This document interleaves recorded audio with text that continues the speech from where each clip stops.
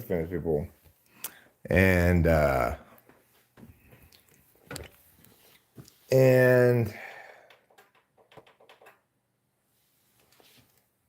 want you to know that I was wrong. I was thinking I had my Google Photos on update backup, but I didn't. I was just wrong. And, you know, I only have myself to blame about that. I'll regret it for the rest of my life. But into every life, a little rain must fall. Today, that rain is made up not of water, but of wrongness, my own wrongness. I was wrong about what my phone was doing in the background, and nothing can ever change that fact. We might all want it to be different, but too bad for us. We might all want it to be different, but too bad for us. We might all want it to be different, but too bad. And sure, it's looking pretty pixelated. It's not looking like, hey, Eric's got plenty of bandwidth to spare. But friends, I can't do anything about that, okay? I'm giving you as much bandwidth as I got. My phone's not eating up bandwidth on backup. I just checked. It's not doing it. Unless it's theoretically possible that, I'm pretty sure it was on me, not on Rachel.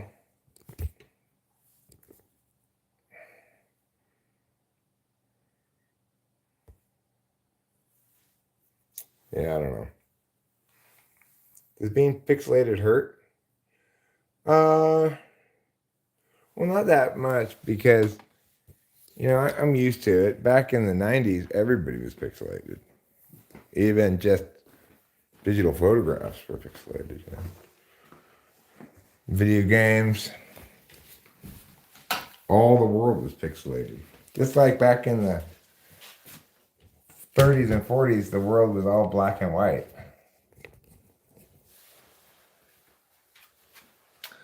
So anyway, I'll have to investigate further as to what's going on in Pixelation Town.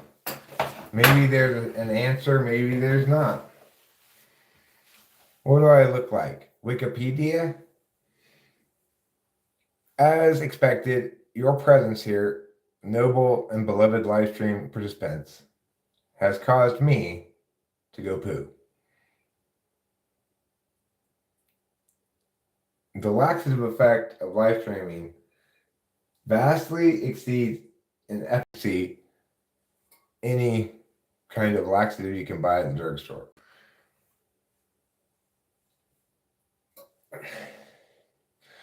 It puts prunes to shame. Live streams make prunes ashamed of themselves. Oh, if only we could make Eric poo as well as live streams can. You can't, prunes. Nothing can. No one can. No one ever will.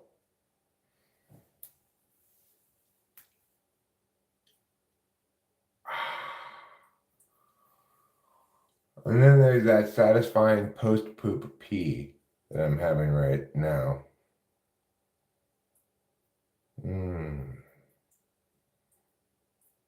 It's like all my waste products gone at once. Except for number 3 and number 4. Number 3 being manseed, and number 4 being tears. Tears are how your body rids itself of FI.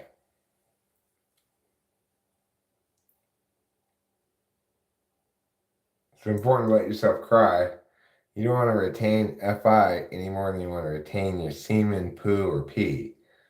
Retaining any of those things is a bad idea. They're all poisonous. They represent the poisons of subjectivity.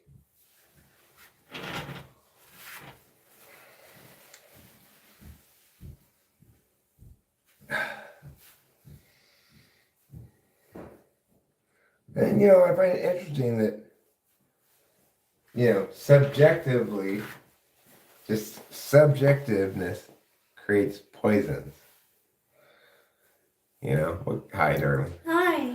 What could be more subjective than poop, pee, cum, and emotions? Tears, Those are all the different poisons inside of you that you have to get rid of. Mm-hmm. Tears, definitely. Oh, those are all the things. And so the point is, they're all SI or FI things. Subjectivity itself is poisonous. I'm just kidding, FI Doms. Don't get your panties in a bunch. Yeah, don't. If I don't, like my dad, gave me no guilt at all. He was like, don't worry at all. Like, don't let your mother, like... Be a cunt. Yeah, like, he's like, it totally makes sense.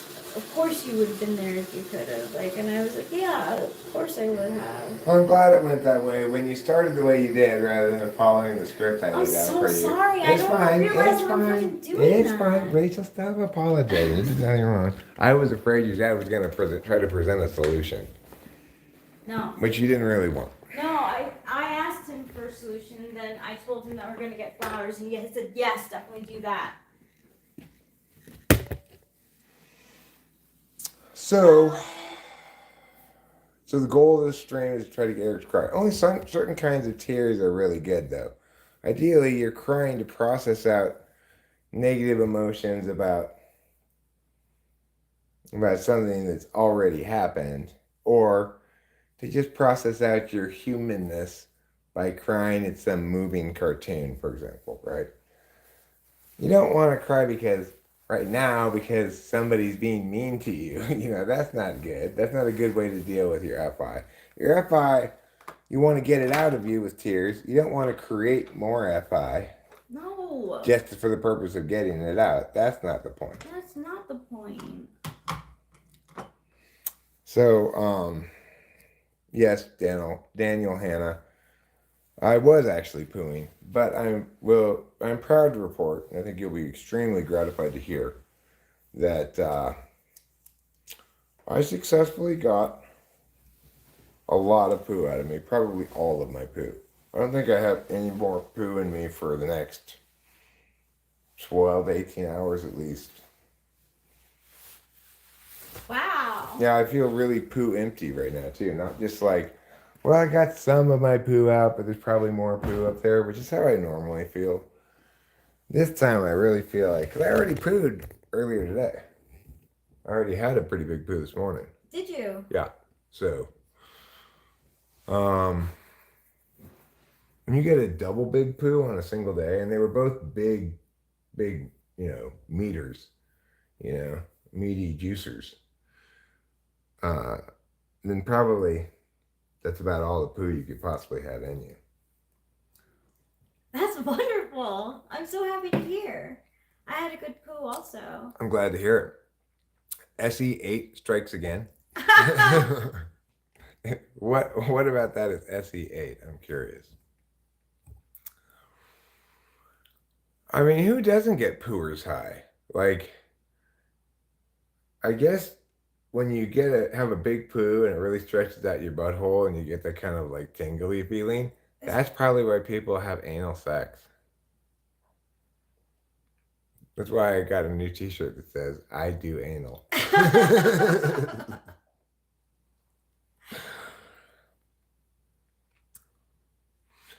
No. I don't have that shirt. But I heard a funny joke about that by a lady comedian joking about having a t-shirt that said, I do anal. Yeah. I also heard a funny joke about this lady was saying, my friend, she says, I'm tired of just dating these skeevy guys. I want a long-term relationship, but on OkCupid, I just keep getting these guys who aren't interested in commitment. So I looked at her page and her profile just said, in for a penny, in for a pounding. I told her, I think there's your problem. I think that's a hilarious expression. In for a penny, in for a pounding. Yeah. Elaine says, hi, Rachel. Hi, Elaine. If it's okay for me to say hi to you as well. I already said hi. Oh, you already did. I didn't even hear you or notice. You know, FB tool. Right, well, I guess I have Elaine blind spot. I tell you what I don't have a blind spot for anymore. Aloe vera. Yes. Because we successfully purchased one from the Creekside Nursery in town today when we went there for lunch. We also got another thing that I've been wanting to get for a long time. Rubbing alcohol. Why? Well, because the only bong, this bong doesn't seem to have this problem. Rachel's bong is fantastic. This is the best bong ever because it doesn't really have any problems. Like, the resin doesn't stick to the inside of it for some reason. Yeah, for some reason.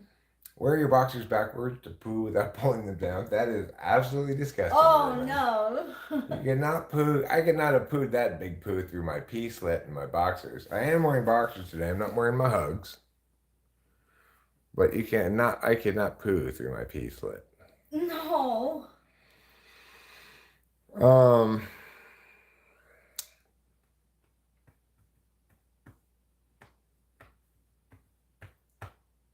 Anyway.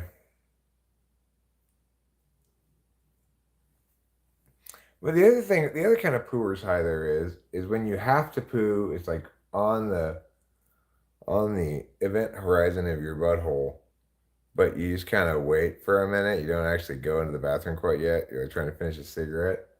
And as it gets more and more like filling your butt, you start to feel like that. So I think we all experience that on occasion. Unless you're SI8, in which case you have no idea what your body feels like. Oh my god, that's what I was gonna say. Like, it's kind of like when you have to pee so bad, but you're like in the car and you're like so close to home. So you like I hold it for as long as I have to until I get home, and then like I finally release like on the toilet, and that's such a good feeling. Well, it's not good for you to hold those things, so you should try not to. Try to tell me to pull over and let you pee on the side of the road. Now I know. Now I know. But before I had no clue. But I do the same thing. I hold my pee until I get home. Like I did today. I had to pee so bad when we got home, remember? You were smart. You went to pee at the restaurant.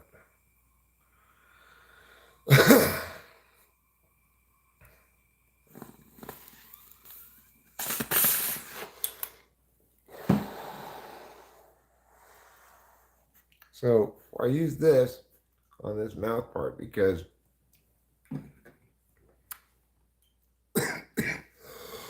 is there a light around?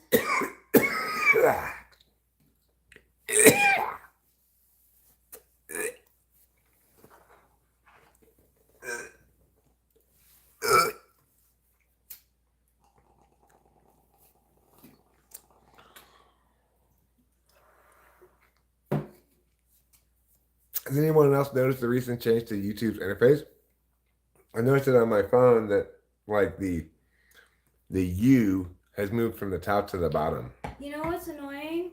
Now on my phone when I watch, so like sometimes I watch it on the small screen and I see like the info at the bottom. Like I don't put it to full screen. Like I watch it vertically. They have the comment section, and usually the first one that you see is the most has the most likes usually. Now it like randomly puts up like comments, like it changes comments. Really? Yeah. Interesting. I once dropped a jalapeno on the floor. In a panic, I grabbed it before the dog could and quickly stuck it in my mouth, feeling some relief, only to realize it wasn't a jalapeno but a marble of dog poo. Oh! Why did I read that out loud? Hey, at the beginning of this year, you typed me as INFJ. I personally do not think that I am TE polar. If anyway we can confirm this, well, you could buy another typing session if you want. I have been wrong about people before.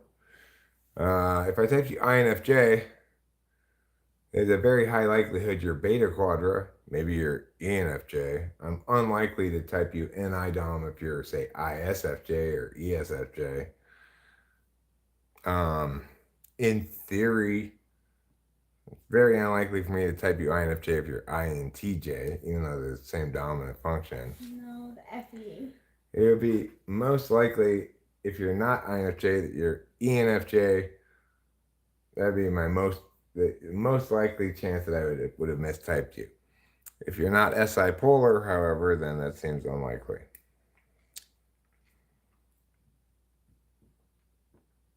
You'd have to check. You're thinking you're an ENTP? No. If you were an ENTP, there's zero chance I would have typed you as an INFJ. Yep. It's just NETI is NETI, you know. I can tell when there's another NTP that I'm typing pretty quickly, you know. Yeah. There's a certain kind of conversation that just naturally occurs between two NTPs. I don't remember you, but I'd be very unlikely to make that mistyping.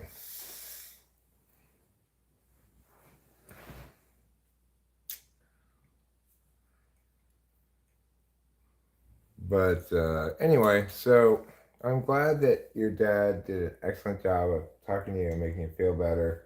There's only so much I can do about that, you know, because your dad, did he say he was going to go to the funeral? He's going to the wake. Going to the wake? Okay, so yeah, your dad can counter that narrative with the truth. Mm-hmm. Should that narrative be spread by your mom? Yep. You don't have to respond to your mom about that until as late as Sunday. You could say to her, my thoughts are with you as you go to the wake today. You know, really wish I could have gone, but we would have had to transfer money from the trust and it wouldn't have gone through in time. Okay. And that way you can repair whatever narrative damage you did up earlier thing. And even my dad said, like, she'll start feeling better. It's just she's going through, like, a lot. I think she probably thought she had more time with my grandma, too. Sure. So.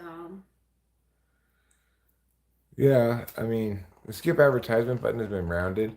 Well, I have premium, so I don't see that button. I got YouTube Premium the minute they started offering it. It was like I got it immediately. Back then it was only $10 a month. Wow. I think it's gone up since then, but this thing is only like $20 a month, right? Yeah, it's not that much. No, not considering all the things you can get it, and now you could have a queue. So that's another difference. Is that you can, on the 3 buttons, there's an option to put next on queue or last on queue. Really? Yep. How fun. Yeah, so like sometimes when I'm sitting here, I'll be queuing up for before I go to bed. Is that on your phone? It lets you do that? Mm-hmm. I see. There might be some sort of function on there is already. You can already. It was always like that on the laptop. Really? Yes. I never use that feature. I don't watch that many YouTube videos. When I do, when I'm in the mood to watch YouTube videos, I start with a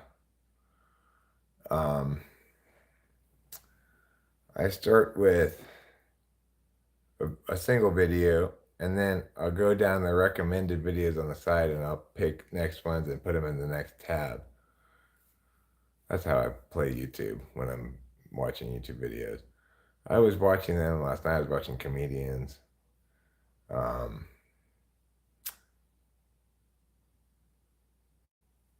Sometimes I'll get in this mood where I'll look at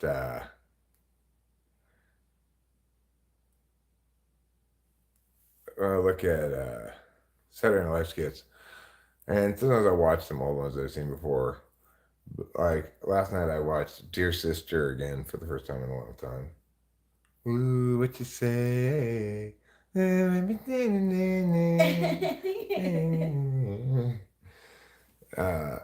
was pretty funny, and made me have that song in my head now. Yeah. It's good writing. I like that. And do NTPs have a thing for mind-altering drugs? I've been wondering this for a while. I think probably yes is the correct answer. Not all of them, obviously, but it does seem that a high percentage of the NTPs I've met have smoked a lot of weed and not seemed to be very affected by it. Um, but I think that the question of what one does intoxicants wise has something to do with genetics that's independent of type, probably. Because I believe it to be the case that in a random AA meeting, you'll see people of all different types. Yeah. It's like any type can have a problem with alcohol. Mm-hmm. Mind altering is something that has more significant and intoxicating effect than, say, caffeine or cigarettes. That they can be, they can have a impact on your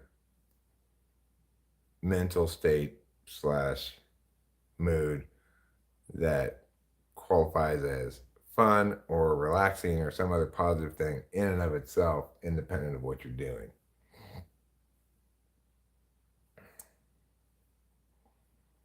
Do you know that for a percentage of the population, liquor actually makes them function better? That doesn't surprise me. Rubenar, you mean your INFJ buddy me, right? I'm your INFJ buddy. Who said your INFJ buddy? Who? I'm just joking. Where did it say it though? It says Rubenar, ha ha ha, Daniel, not this, this is me. Oh, there it is. I see it. Yeah.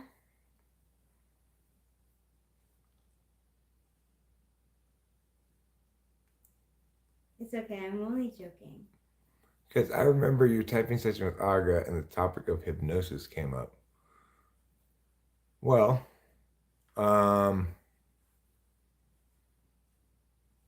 open gate, bundle up shrubbery, either carried or placed in wheelbarrow, move to backyard. That seems like a perfectly reasonable TE of whatever that is. I need to get the mouse so I can scroll up. Honestly though, Nicholas Watson, it's never, drunk driving's never a good function. But he didn't say driving, does he? No.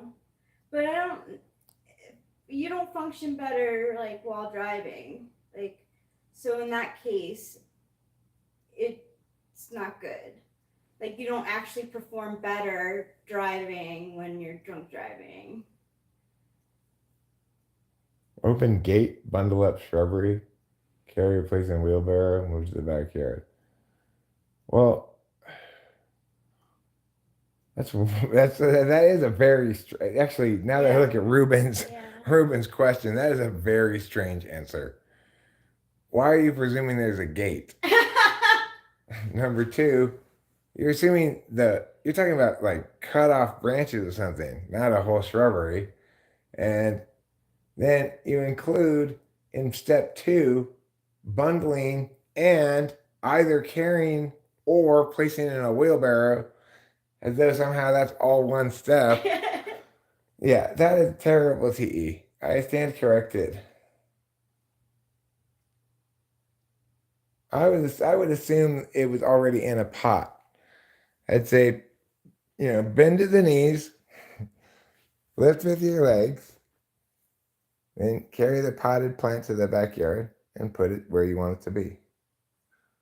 So, 1, lift with your legs. 2, carry to the backyard.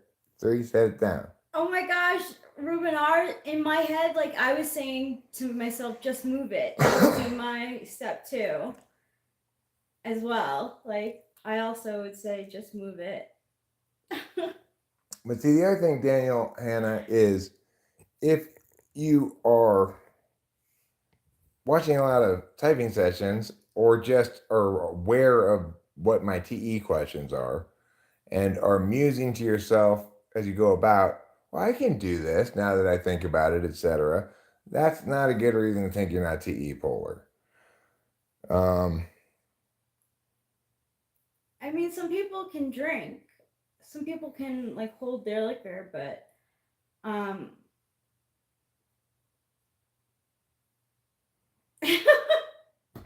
fucking TE Polar. I always think that. I mix up SE and TE a lot too. Well, in any given situation, Nicholas Watson, it's also the case that somebody might attain good outcomes either while or because of being intoxicated on alcohol. I know this from experience. I remember one time I went to a class at Cal State LA in my teacher credential program after having had a few shots of whiskey in the parking lot and got a little drunker than I had anticipated, really. And then when I went home after that class, I was like, oh God, I'm embarrassed. I was so like outgoing in class and shit. Then I went back the next week and like everyone's like, Eric, hey, good to see you. It was like, made a bunch of friends the previous week before just by being drunk, by my, being me drunk. That's how I used to get a lot of like positive feedback. But I would be like really sarcastic. But the thing is, ultimately, you can't rely on it for anything because, unless your problem is consistently that you need to loosen up a bit, which is unless it's like almost always that's your problem. You need to be more able to voice your opinion or something, and that not doing so is genuinely a problem for you. Is the only way that one could imagine somebody attaining consistent benefits from small amounts of alcohol consumed. I don't know. It's a poison. It's a straight up poison, unlike most drugs you take. Yeah. Hi, Lou. Hi, Luminix. Been working on a project this week, Wings.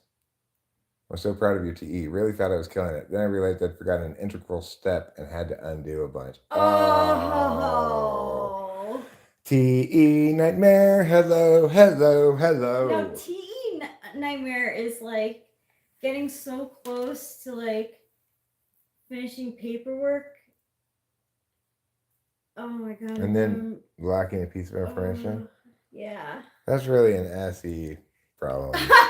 Not really I always TE. get that mixed up. TE would be you did it out of order, like Lou's talking about. And then you had to go back and start over. Oh, that's so annoying. I would do that. I'd do it like when I was a medical biller. There's always like one thing that would be like missing. But when I was a paralegal a lawyer's assistant for a little while, during the training, I set up like bullet points, like I would list the important things and the order that everything needed to be done in, and all the things that needed. I took so many notes and I kept referencing them, and then I would be able to do things in order automatically. But if anything was added, I don't know. I don't know how I would do with that. Nicholas Watson asks, what's your favorite Halloween candy? Right now, I'm going to go with 100 grams. Me too. I'm really digging on 100 grams right now. Well, on my first day as manager, I got tricked into canceling an account which gave one salesman commission and decommissioned another. Oh, man. Ooh, Zuri Buchanan. You must have said, that will never happen again. How about 1, dig shrubbery hole in backyard, 2, dig up shrubbery from front yard with shovel, 3, transport shrubbery, or 4, replant shrubbery. That's fine. That's assuming your shrubbery is initially in the ground. I would have just assumed it's in a pot if I'm going to be relocating it with that little regard for ease.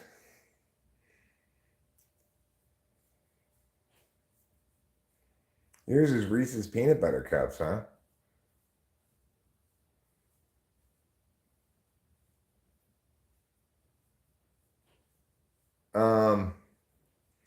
Maybe give them half of it out of pocket. Make a point of saying I'm taking this out of pocket because it was my mistake. But because one could argue that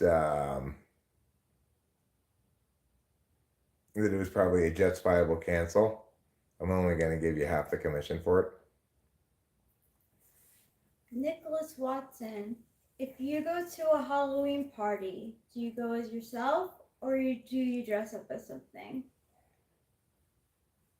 You also don't want to set a precedent that people can come to you, expect you to pay double commission out of your pocket, you know? And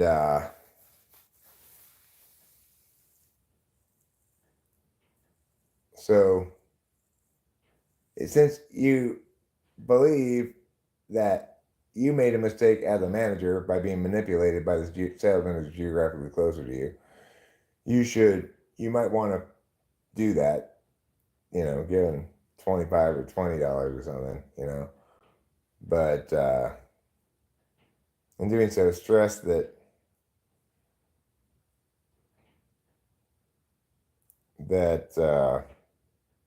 you didn't do anything wrong per se. You just personally don't like the way your decision making process played out in this instance.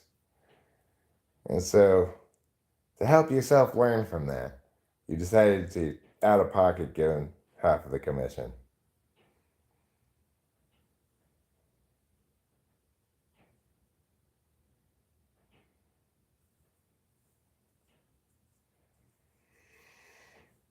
And considering quitting anyway, I don't think the role fits me and the culture is pretty cutthroat for not that good a pay. Well, if you got promoted from a different position into manager, then that's very much a possibility that it's not actually going to be a good position for you.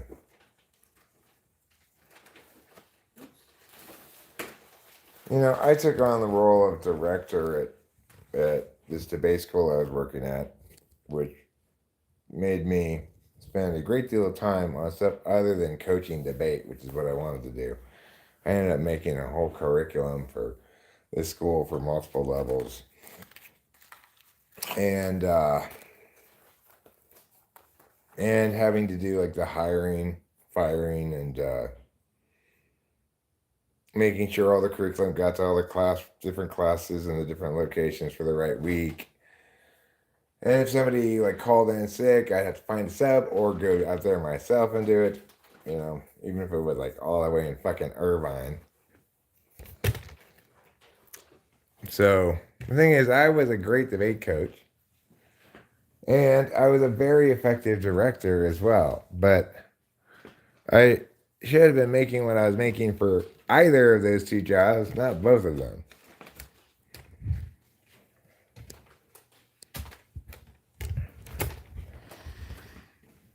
Of the two jobs, debate coach is a much harder position to fill.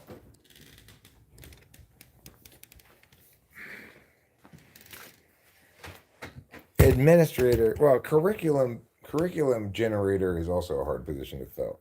Somebody who can make good lesson plans and good materials like I could from scratch is hard to come by as well. Is that demonstrative TE? Like yeah. And it requires something like a workplace to force me to TE. It's a great example of TE, a lesson plan. You're taking the dynamic logical system of one individual assigning tasks to the kids, having them each completed in turn, etc.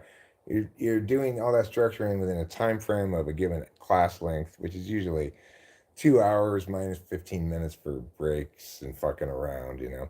So call it hour 45 minutes worth of class. You got to have a good sense of how long it takes to do each of the tasks, how long the attention span of the kids is, how much the average and low end teacher can handle as far as instructions that they're expected to follow, how complicated it can be for the kids as well. It's like there's that. For the survey classes, I had to take actual events like public forum debate and break them down into like an introduction to this event, chance to play with it for 3 weeks of the year's curriculum. Even though obviously you can't teach how to do debate in 3 weeks of classes, 6 hours or whatever. But Yeah, TE is about taking those dynamic systems and collapsing them down into a set of ordinated steps and knowing how long each of those things is going to take, etc. You don't have the teeth for paydays, Candy? I don't really have the teeth for anything. I got the teeth for oatmeal.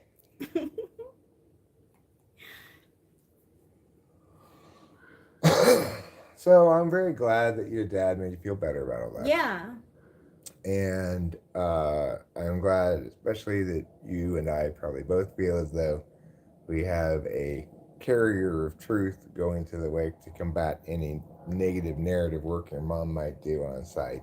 We definitely have to get her flowers. I said that I would get her flowers. My dad was like, definitely do that idea. That's a great idea. Yeah, we'll do that tonight or tomorrow. As long as we do it before the weekend, it should be fine. Okay.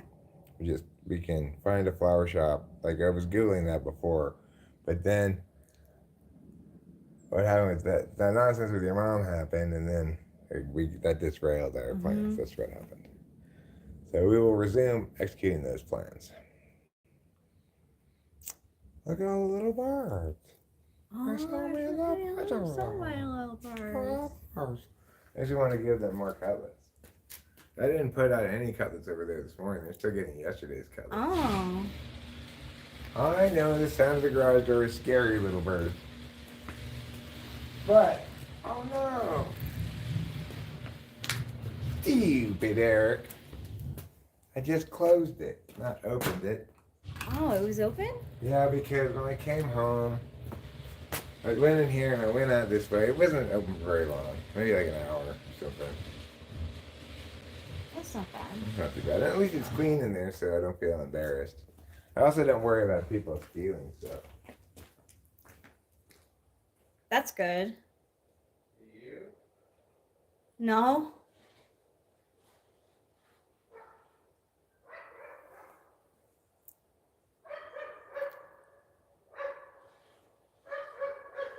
LOL. I don't know, Karma's Pimp.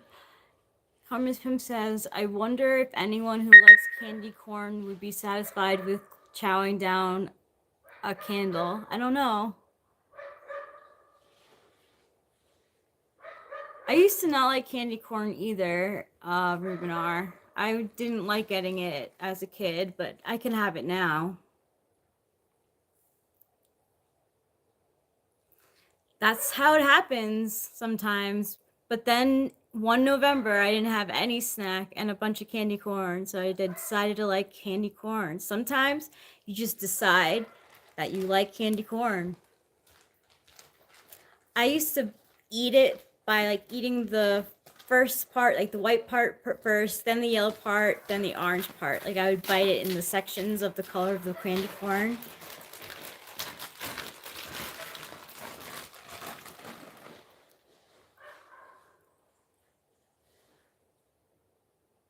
I was always excited to get candy as a kid trick-or-treating. I trick-or-treated Verb. until like middle school. And I would dress up for, I don't know if I would dress up for Halloween in high school. I did one year with my friends. We were the Newsies. That was really fun. But other than that, I don't think I dressed up much for Halloween. Or maybe, yeah, I did go in the 8th grade as Dorothy. But my mom wouldn't let me buy red shoes. It's like, what the heck? You can't be like Dorothy without the red shoes. So I had to wear black shoes instead. But I think I looked enough like Dorothy that people could tell. I had a lunch basket. That should have had a toy dog in it too, but you know.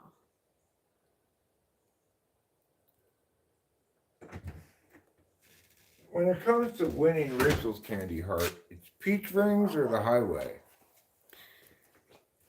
Luminix says, I feel like circus peanuts are also a divisive type of candy. What do you think about? They're gross. They're gross, and only a circus worker would think otherwise. Yeah, they're pretty gross. But you, really, your candy heart is the shape of a peach ring. Yeah. Peach ring forever. I love the 100 grams, but I'm also about peach rings forever. The chocolate bar might change out periodically, seasonally. Maybe you get sick of 100 grams, go back to Baby Ruth's. I like Heath bars too. I like Heath bars, I like Twixes. Mm-hmm. But as far as your fruit candies go, peach rings are so high above all other fruit candies, you could just get rid of all the fruit candies except peach rings and it'd be fine. Yeah, it's true. Important words of wisdom from Eric about candy.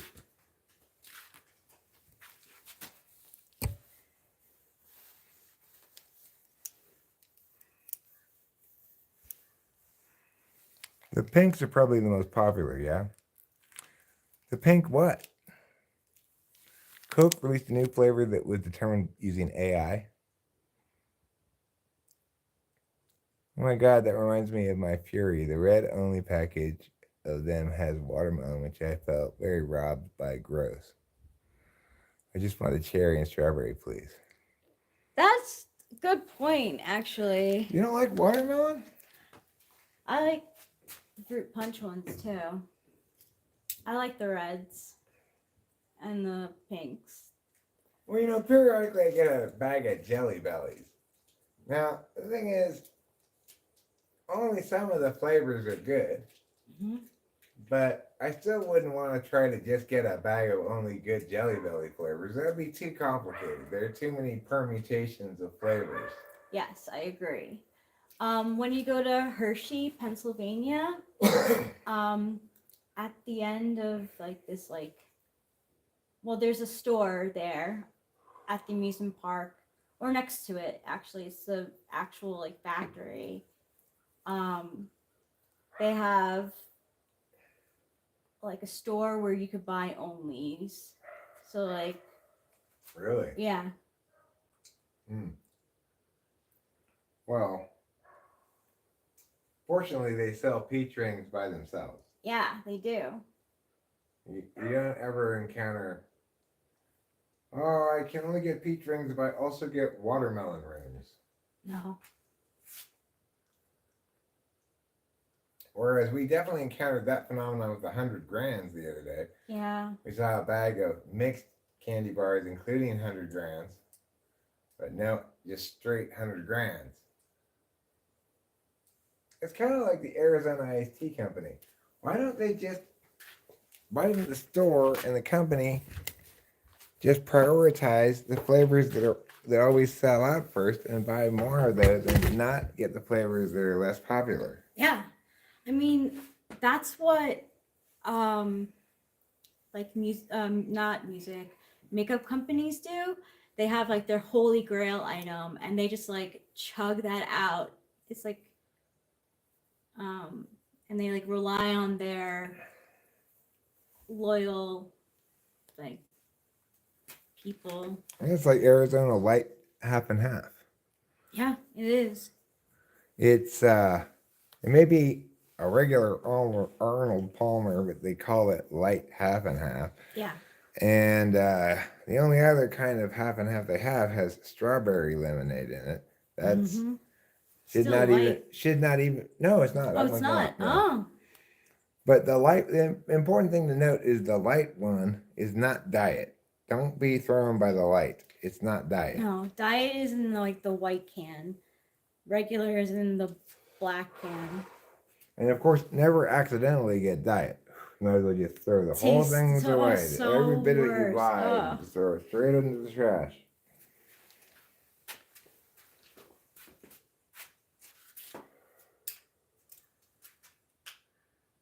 Luminex says, nah, I've tried watermelon, real or flavor, so many times. Just can't seem to like it. Texture / flavor belch. So that's how I feel about eggplant. I've had it so many ways. I do not like eggplant. I think it's mushy when it's cooked, even when it's fried. Yeah. I'm just not into eggplant. It's gross. the original substitute meat.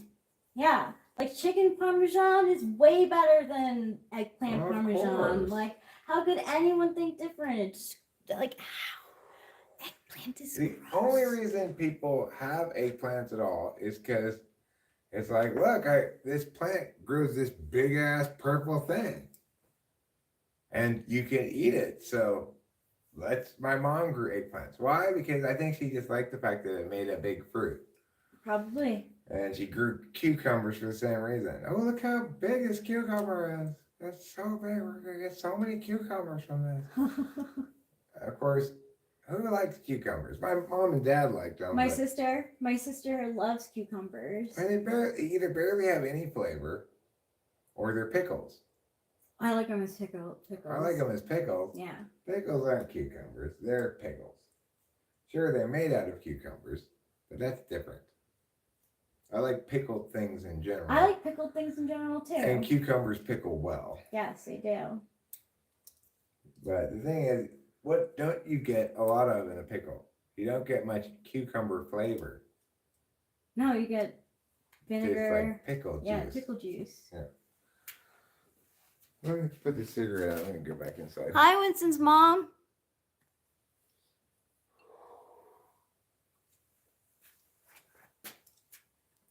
Soylent Green. Luminex says, LOL, futuristic flavor, Soylent Green. What the fuck kind of name is that? Laughing my ass off. It's a product name for food made out of human beings in a science fiction book. It was also referenced in The Simpsons in one of the Halloween episodes. That's what Soylent Green is.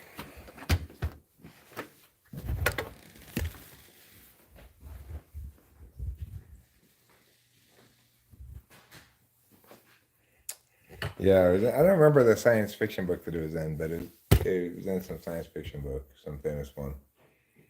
You know what I just got stuck in my head? What? Cut it, fix it, buy it, clean it, upgrade it. I don't know that. What is that? Stronger, better, faster. Oh, really? I didn't Harder, know. secure. I didn't know those lyrics in it. Well, what you say?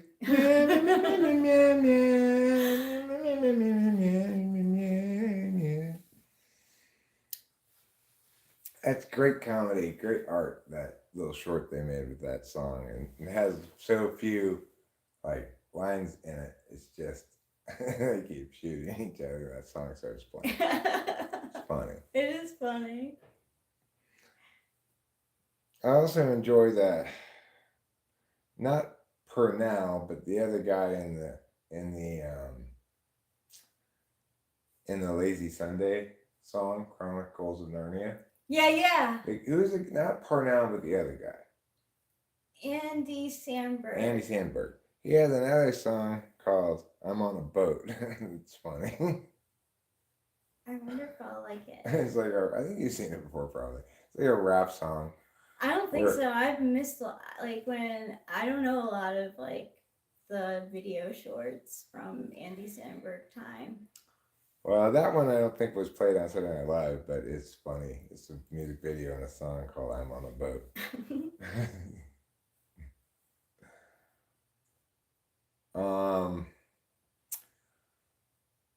Marinara sauce is excellent, but in some instances, but it's always better to get meat sauce.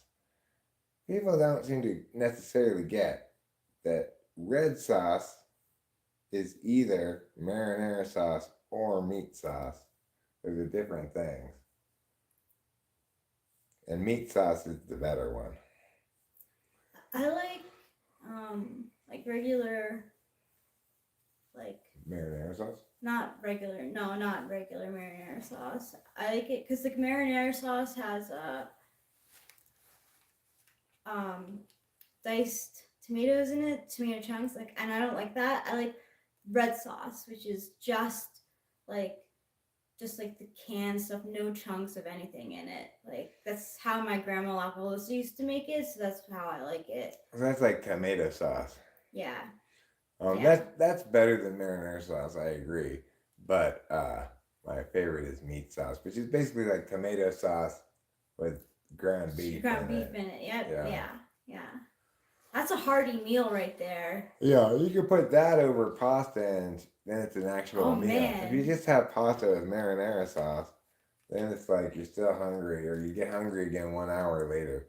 Marinara sauce also does give me heartburn sometimes, but that's what antacids are for.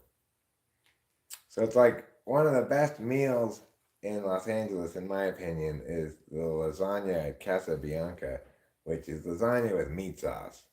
Oh my Bolognese god, but sauce is good their too. raviolis and had such a good red sauce.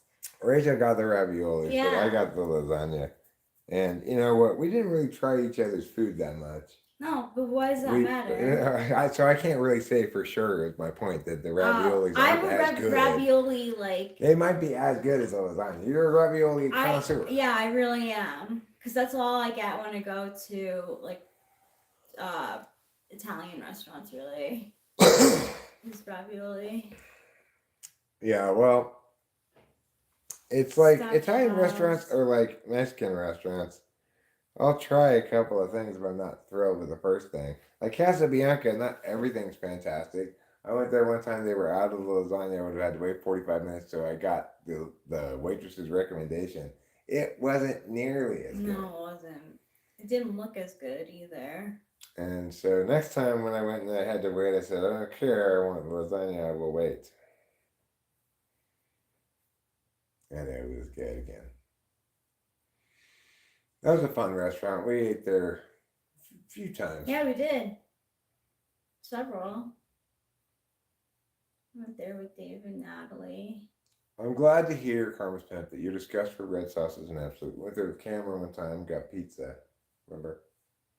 I think we still got our dishes, but and he took most of the pizza home with him.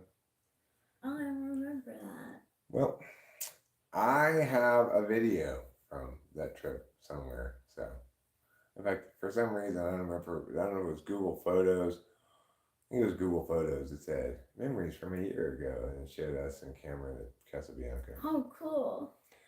And yes, the next topic, Economol is right, is Mexican food. So, as per Italian restaurants, at a Mexican restaurant, I might try a couple of different things. Sometimes I'm in the mood for enchiladas. Sometimes I'm in the mood for chili rellenos. But the local Mexican restaurant, you can get chili rellenos as the meat in your burrito. Even though a chili relleno is already a wrapped up thing. It has a wrapping and an inside part. So having chili relleno as a meat for your burrito is, it's the only real way to do that in Mexican food because, like, let's say you were trying to make an enchilada burrito. Well, really, you're just making a burrito with enchilada sauce, or you're just wrapping an enchilada in another tortilla, right? I tend to like, yeah, you are right. That sounds so good, but I wouldn't be able to finish it. I always go for the enchiladas. I like them, especially with cheese.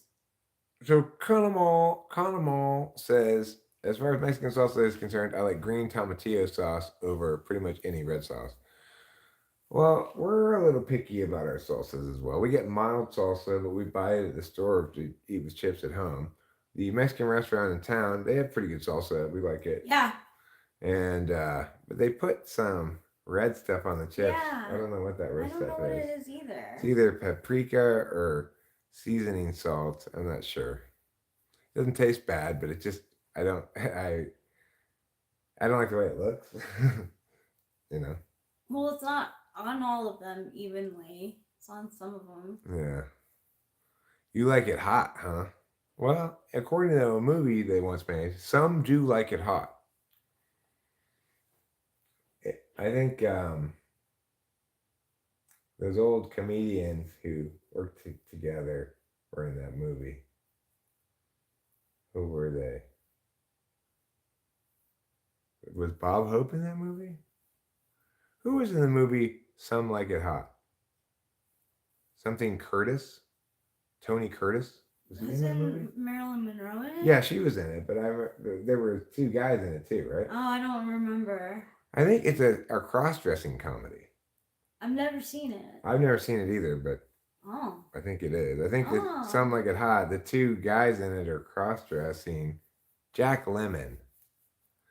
Or do you see the Q3 GDP numbers that came out the other day? Seems like we will probably avoid the bad post-pandemic recession everyone was worried about. Well, I mean, it doesn't surprise me that the economy is recovering. Oh, Tony Curtis. What did I say, Curtis? Did I say him? You said Tony Curtis. I did say Tony Curtis. Hey, I'm impressed that I remember that. That's impressive. I wasn't worried about Jack Lemmon too, didn't you? No, I didn't. Oh, you didn't. I said Bob Hope. Oh yeah, you said Bob. Oh my. Bob Hope, Jack Lemmon, same thing. Yeah. A short first name and a regular word for a last name. I wasn't worried about us going into any further recession than we currently are in. I was expecting the economy to recover from the trauma of a massive self-inflicted inflation adjustment. Slowly probably, but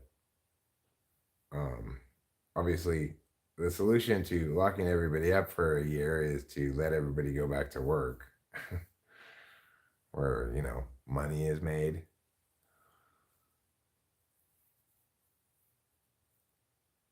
Ruben, are you BRBing us? No, Ruben, you are not allowed to not bring your phone into the shower with you. You need to have a solution where you can shower and listen to this at the same time, but you are permitted to not chat while in the shower, okay? Those are the rules. I don't make them, I just enforce them. Who made that rule? I'm not sure. Probably Jesus. But it could have been, I don't know, Napoleon Bonaparte. He's another big rule maker. Yeah, I believe Some Like It Hot is the movie where her skirt flies up, right? It is. I've never seen it. Well, I've never seen it either. I've seen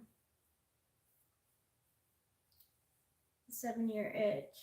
That's the only Marilyn Monroe movie I've ever seen. That's a long time to have an itch for. You'd think at some point over the course of 7 years, the person would think to scratch it. My hand's a little itchy right now. It only took me like 10 seconds to scratch it.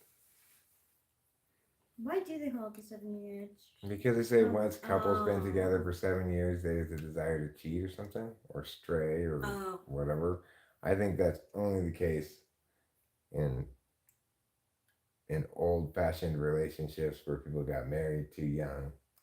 If you get married at 20, then sure, by the time you're 27, you're going to start questioning whether you should have made a lifelong commitment at age 20. Yeah. Yeah. If Jesus were people, but absent of sin, he must then have struggled with regular men. And women, of course, when they too were present, disciples all warily eyeing the lesson. Thanks. Pretty good lyrics, really. They are. That's a good song. It's just not really in my vocal range very well. It's either too low or too high. I could modulate it, but I have no experience using a capo. Exactly, Gruntcore. Nothing sexier than an itchy rash. Well, what about a seeping wound? It's one of my favorites. Yeah. It's always a turn on. I hate looking at seeping wounds. Hey. Is that pus coming out of your wound, or are you just happy to see me? Oh, that's so tough to watch on Naked and Afraid. Yeah, well, lots of things are tough to watch on Naked and Afraid. Remember that one episode where that guy had to get his scrotum stitched in the field? Boy, stitching my scrotum. Wow, that's a sentence I never want to say in real life.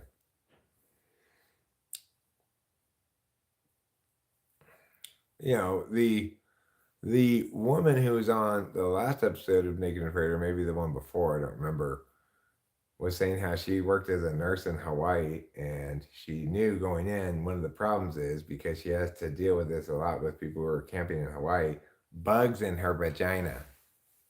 Oh my god. And sure enough, partway through the experience, she was complaining about bugs in her vagina. I don't have a vagina, but I'm guessing that if I did have one, I wouldn't want to have any bugs in it. Even roly-polies. Roly-polies are generally pretty harmless bugs, but I wouldn't want to have any. Don't be grossed out. My seepage is beautiful in its own way. No, they're naked and afraid, Conamole. See, they have to go out there with no clothes on. Conamole, are you happy to see me too? Well, he was answering my question. Is that pus from your wound, or are you just happy to see me? Oh. He's answering, I'm just happy to see you. Aww. So, it's probably not the kind of pants that's the problem, so much as the lack of pants. You know, like potato bugs. They want someplace warm and moist to crawl in. And I can tell you, if I had a vagina and I woke up and there was a potato bug in it, Oh my god. oh my god, I would freak out. I'd be freaking out too. I would be freaking out because I know I would, because one time when I was living in Temple City, my cat at the time, which was Dixie, I was sitting at the computer outside in the garage at my desk up there, and she was down by my feet, and she was kind of like messing with my toes. And I was looking at the computer, and then I was like, ow, Dixie, quit like biting my toe. And I looked, and she was over there. It's like, well, what the fuck's biting my toe? And I looked down, and she had put a potato bug between my toes and my flip-flop. Oh. Didn't that guy on Naked and Afraid have to get an emergency total scrotal replacement surgery? No. They don't have total scrotum replacement surgery. He just had to get a tear in his scrotum stitched up. Which Who is that again? Horrible even to say. That guy, you know who it is. I don't remember his name, but the old guy who... Oh, AJ? Yeah. EJ? EJ, that's his name. No, they can't replace that. They can do a pretty good job of replacing your hip. If you break your hip, you get a hip replacement. Those actually work pretty well. Knees are a little less effective than hip replacements, but they do work. But I think probably the most replaceable thing on the human body is the hip, because people with hip replacement surgery actually often don't have any further problems with their hips. Wow. Total scrotal would make a good t-shirt slogan, I suppose. You know, if the message you want to send is all scrotum all the time, then perhaps it could be a good brand name for a scrotum polish. Total scrotal scrotum polish, or therapeutic balm. Total scrotum therapeutic balm. In the commercials, they could have. Go ahead. Sorry. These balls were made for hanging, and that's just what they'll do. These balls were made for hanging? Yeah. Well, that's assuming you don't have bun huggers on. Oh. Um, it could be, it could show a tough guy who says, after a long day working construction, my scrotum can feel chafed and chapped. That's why I use total scrotal therapeutic balm. Wow, nice 180 or 360. What's a 360? You went from one point to the same point by the end of the sentence. Did I? Yeah. I'm not sure how I did that. Yeah, you did. Didn't know I did that. Okay, so we're going to give her a quick update on the shower. Oh, okay, cool. I want to hear it. His left side is lathered, about to rinse, and he already did the right side, so he's almost done. Don't forget to wash your butthole, Ruben. You know how filthy it gets. That's good advice. Appeal to TEFI in that commercial. Well, you're also appealing to sort of SI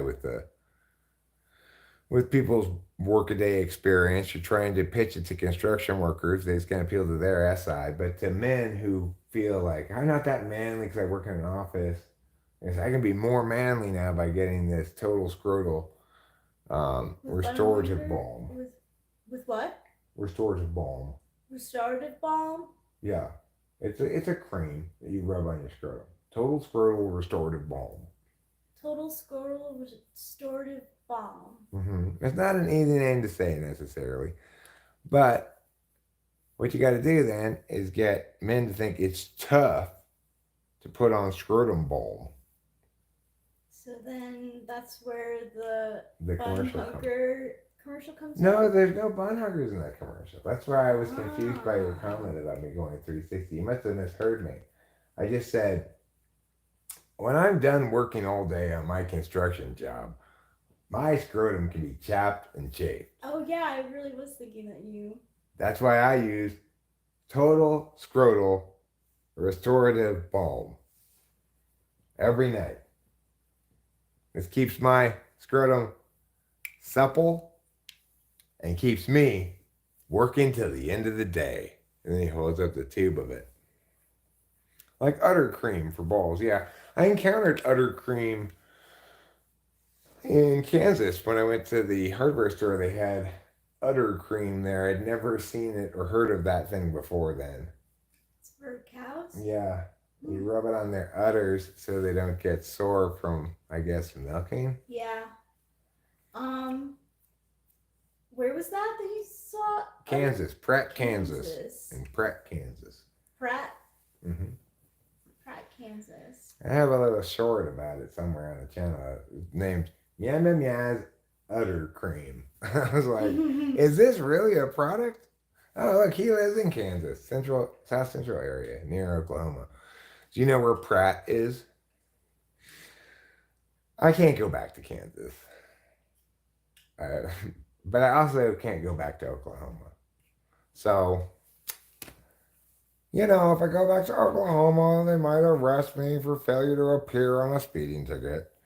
And if I go back to Kansas, they might arrest me for purportedly, allegedly, one time shooting at some geese illegally. So, I don't want to go to either of those places. You could go to New York for Christmas. I could? Yeah. Okay, thank you. Are we going to New York for Christmas? We definitely are at some point, Brie. Hell yeah. That's what you think about when you think of Christmas. Like, we're definitely... I wasn't planning on going for this Christmas. Not this Christmas. I'm just saying in general when we go. Sounds good. Sure you know about Pratt. Yeah, well, my friend Taylor, also known as Flow State here on YouTube, he used to live in Pratt, Kansas. Now he lives in Missouri, I believe. But, he ended up going to jail. And part of the thing on the affidavit was talked about me and talking to the famous people shooting at some allegedly shooting at some alleged geese.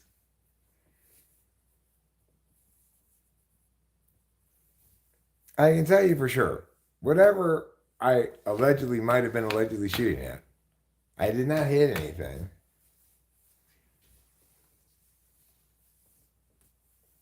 It's hard to shoot floating birds on water for some reason. You'd think it would be easy.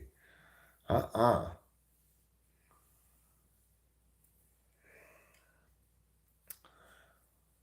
Bun huggers might be called a scrote tote. I like that. I like the idea of fun huggers being considered as a scrote tote. Yeah. And I think that gradually civilization is causing humans to move ever more close to the tote bag and away from other forms of things like knapsacks, fanny packs, briefcases. People are gradually realizing, hey, I don't need a purse. I just need a tote bag. I mean, I'm gonna get there eventually. I'm still on purse phase myself. This is my purse. You can tell it's a man's purse because it says Black & Decker on it. What's the husky's name again? Husker. Husker. And as you see, in my purse, Hi, Hassan. I've got manly things like dolls. No girly makeup or perfume. Can I say hi to Tiffany? Hey, Tiffany. Where are you, Tiff? Let me find you.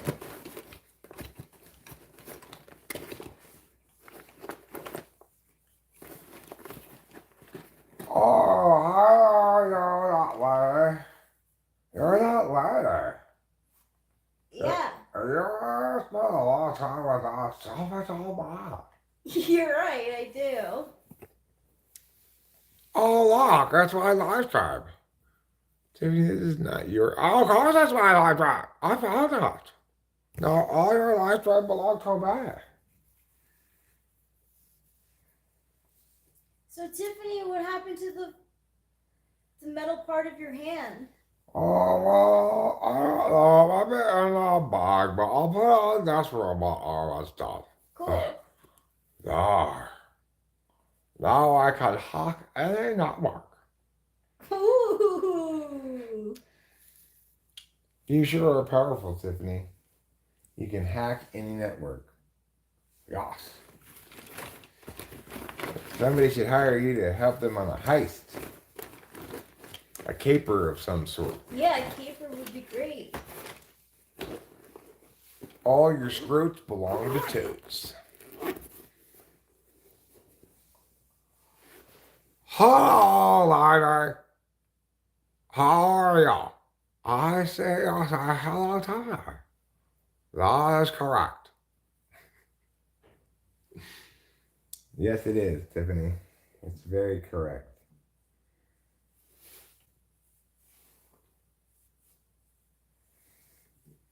I'm not right to the top.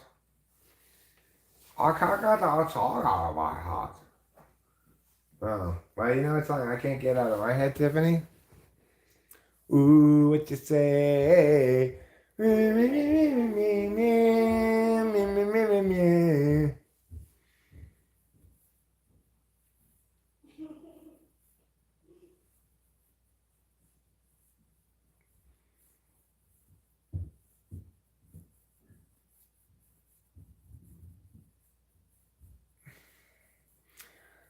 Eric said he thought that regular dish soap would do the same thing as apple cider vinegar, so I decided to see which worked better. They both work the same.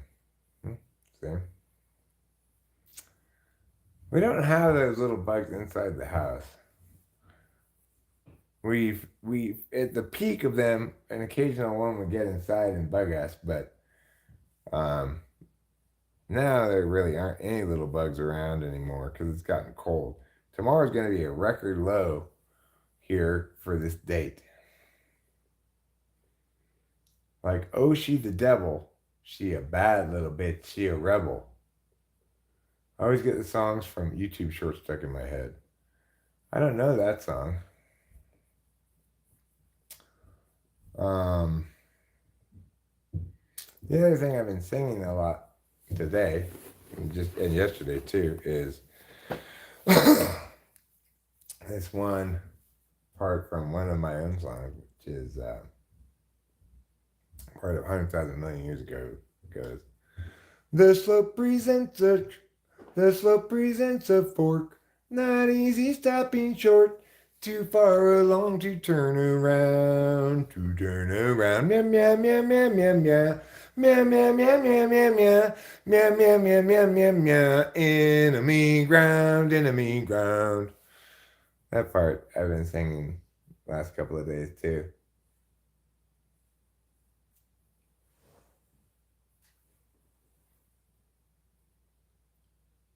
But sometimes we have to live with whatever song gets stuck in our head for a little while. Yeah. Even if that song is row, row, row your boat. Yeah. Row, row, row your boat gently down the stream. Merrily, merrily, merrily, merrily, life is but a dream. Hopefully you'll have that stuck in your head now. What cognitive function was which? Was what? Was you saying that you get songs stuck in your head from YouTube shorts? I mean, I don't think that's any particular function. But it probably links more strongly with N than with S. You know, when I think of children's songs like Row, Row, Row Your Boat that actually do get stuck in my head, the one that comes to mind, there are two that come to mind. One is, this is the song that never ends. It just goes on, my friend. Some people started singing it, not knowing what it was, and they'll continue singing it forever just because this is the song that never ends. That's a good song. That is a good song. And then another kid's song that sometimes I'll get stuck in my head is, oh, I like bread. It's the color of an apple. Orange. It's the color of an orange. Yellow. It's the lemon and the fabulous sun, sun, sun. I get that one. I like that one. It's a Barney song. Aww. Wait. And they'll continue singing it forever just because this is the song that never ends. It just goes on, my friend. Some people started singing it, not knowing what it was, and they'll continue singing it forever just because this is the song that never ends. It just goes on, my friend. The song that never ends ended. It did end. It was lying, didn't it? Well, just because you stopped being able to hear it doesn't mean it ended. They could continue to have been playing, singing it forever, but you didn't have access to seeing it or hearing it.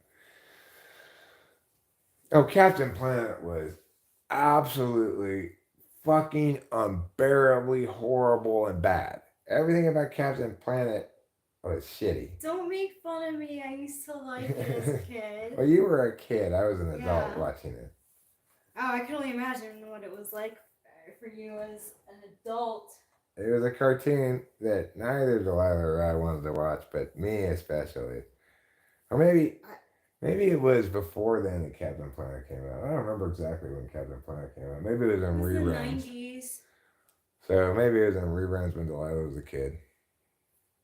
Because Delilah was born in 98. Yeah, it would be reruns because I watched it when it was like on. What were you saying? Oh, well, Delilah was born in 98, so it seems like it preceded that, so it must have been in reruns. Yes. You don't know this is the song that never ends? It's a Lamb Chop song. Lamb Chop was an early child's show featuring some lady and her puppet lamb named Lamb Chop. It was like kind of like the Captain Kangaroo. It's kind of like Captain Kangaroo crossed with Mr. Rogers. Yeah.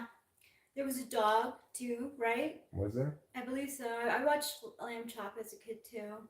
I didn't watch a lot of it. By your MBTI type abbreviations combined, I am Captain Cognition. Captain Cognition, he's our hero. Use every cognitive function in every slot of the stack down to 0. Is that one of the Captain Planet's abilities? To use all attentional manners all at the same time?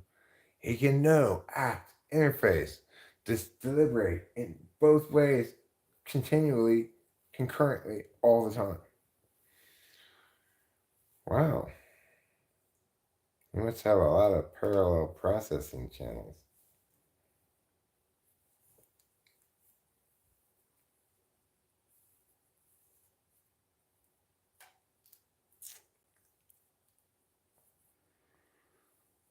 Well, Mr. Rogers didn't have any good songs. He also had puppets. But there were not enough good songs on Mr. Rogers and too many preachy lessons.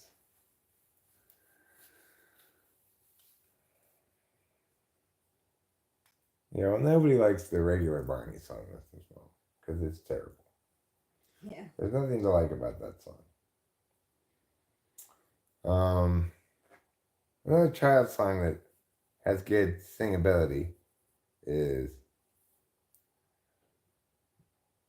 My name is John Jacob Jingleheimer Schmidt. His name is my name too. Whenever I go out, the people always shout, Here goes John Jacob Jingleheimer Schmidt. That's a pretty good song. That's a great song. Did Rachel watch Teenage Mutant Ninja Turtles? Yes, loved Teenage Mutant Ninja Turtles. Raphael was my favorite because his name started with an R.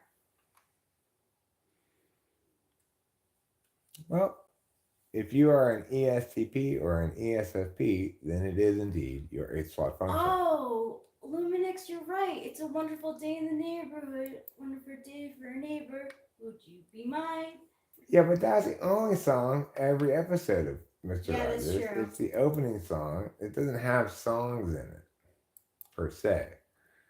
No, well, like he would sing. Did he? But they weren't good songs. No, it was memorable. It'd be like, care for your... If you want to be kind, care for your loved ones. Mm-hmm. I don't want your stupid moral lessons, Mr. Rogers. Even as a kid, I didn't want them. Yeah, me neither. I took Sesame Street over. Here, have 36 seconds of song.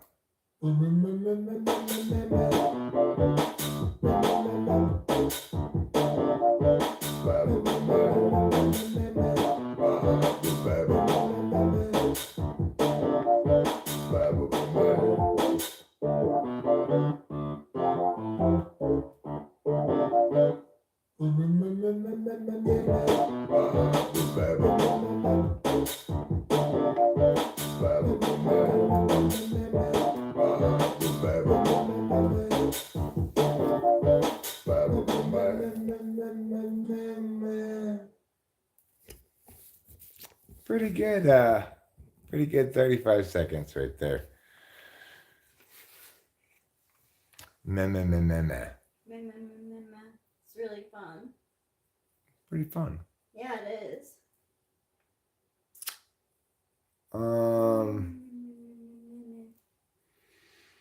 Let's see what's on the sporting calendar for this evening's viewing pleasure. There's a football game on Prime Video, which is the Buffalo Bills versus the Tampa Bay Buccaneers. There's a college football game currently on, Virginia Tech versus Syracuse. I would expect Syracuse to win that game, actually. Plus, Ga State versus Ga Southern, which is Georgia State versus, not Georgia Southern. It may be Georgia Southern, but it's not Georgia State. I don't know what Ga State is. Let me see what those teams are. What's Ga State?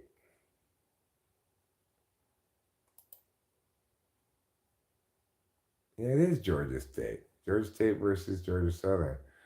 I did not know The 4-letter abbreviation for Georgia State was GAST. What do you know? That's a potent music night. Well, thanks. I appreciate it. So Goss State is playing Goss Southern. That's one of the football games that's on right now. Now, Rachel and I, we have as our local teams for this season, this time of year, we have the Golden State Warriors local TV broadcast. We got the Sacramento Kings local TV broadcast. We got the San Jose Sharks as our hockey team. And the San Francisco 49ers is our football team. So we get all of those. We get all of those teams as games. San Jose is already down by 5 goals. Unfortunately, San Jose Sharks suck so much ass. How much ass do they suck? They're really reminding me of the Oakland A's right now. Oh my God. The San Jose Sharks have begun the year by playing their first 6 games. They are 0-5-1. They have the worst shot differential in the league. And right now, I'm wondering if they're ever going to win a game. They're down 5-0 in the second period against Tampa Bay Lightning, who themselves are 3-2-2. Kicking their ass. And Tampa Bay's only 3-2-2. It's not like Tampa Bay's 7-0. No. So we've got another Oakland A's on our hands, which is both good and bad. Well, the good thing about that is Rachel and I will be able to get very good seats for a San Jose Sharks game for a reasonable amount of money. And I've never been to a hockey game before, and I'd like to go to a hockey game. And we'll be able to sit up next to the glass, and hopefully some guy will get pushed into the boards right in front of us. And we can see his face all smashed up against the glass. That's my dream. To get a picture of someone's face all smashed up against the glass.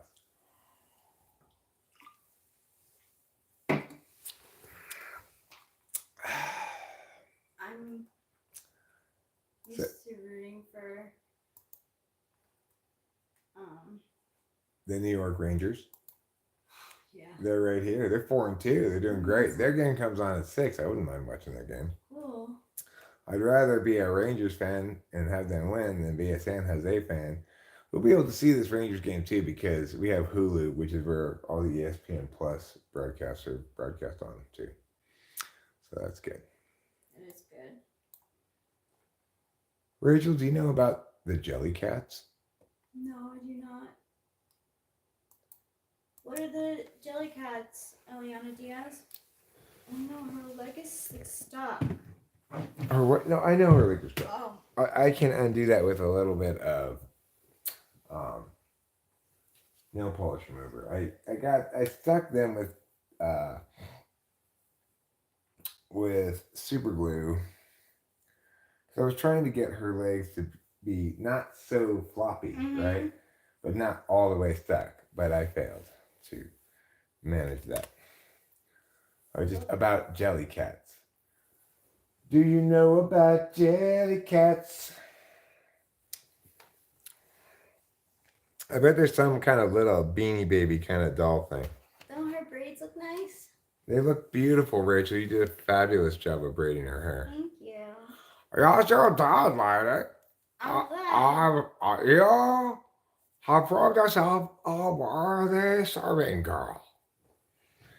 Tiffany, Rachel's not your serving girl.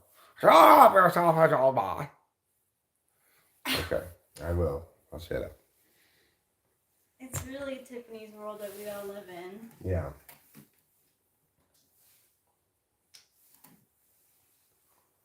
No, I don't remember them. Eliana Diaz. You know, some people, Tiffany, might say you're a little bit selfish. I'm not selfish. I am a saint.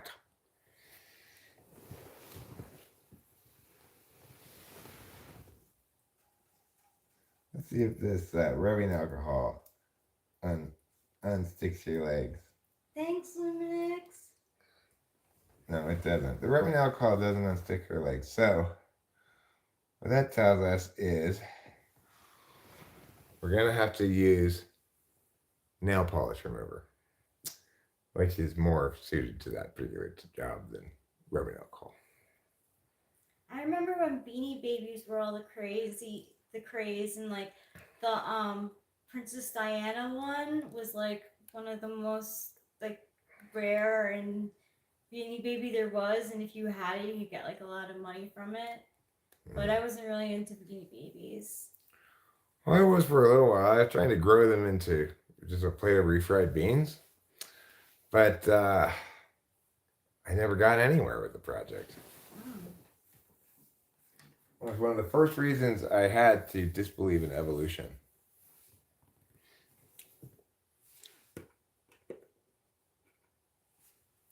Oh, those are size. God. Everybody knows that people came from monkeys. Okay, Tiffany, well. What is a cow? Science hater? No, I'm not a science hater, Tiffany.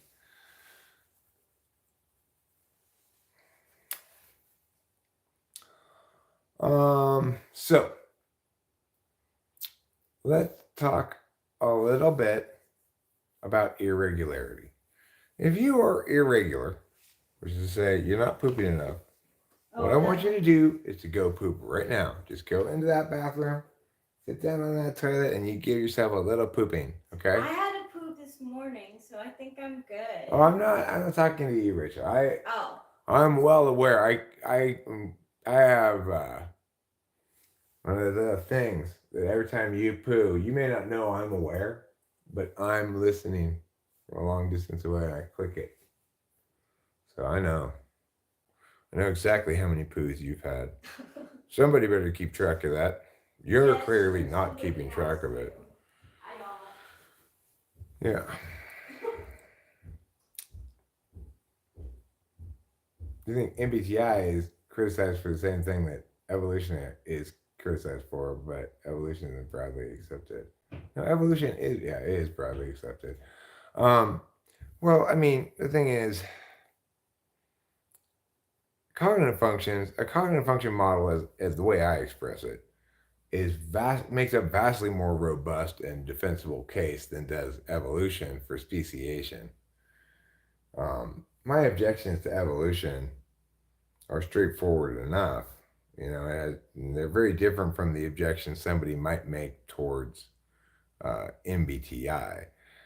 The thing is, when people make arguments against cognitive function personality type, they're arguing against a bunch of people who who do a bad job of making the case.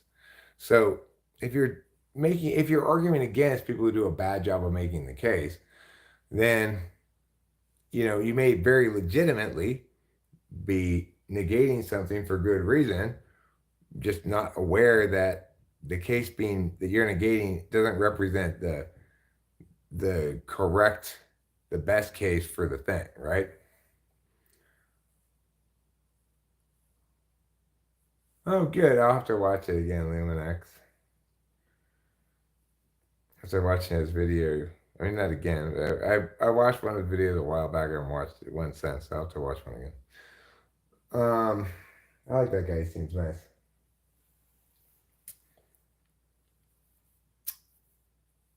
Still, yeah, I did make a postcard because I liked what he had to say. He seemed to know what he was talking about, and I don't encounter that very often. So when I do, I feel like, here, this guy seems to know what he's talking about. If you want to hear more cognitive function stuff, at least he doesn't sound like he has no idea what he's talking about.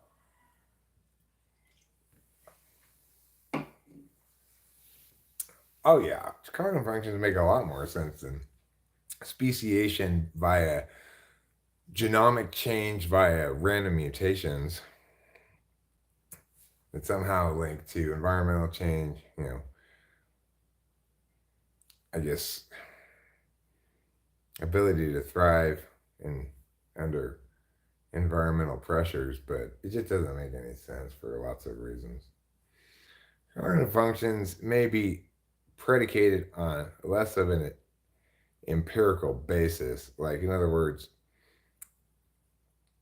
while the empirics falsify evolution, uh, you're necessarily going to have to understand cognitive function, personality theory, before you can even begin to talk about empirically establishing it, as with any theory. But at least with cognitive functions, it makes predictions that validate rather than falsify.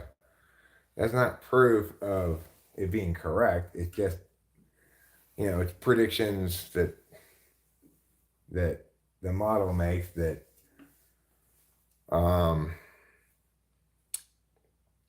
empirics are consistent with. But of course, there's not some sort of actual data set that's been carefully attained and produced to establish something in a scholarly fashion.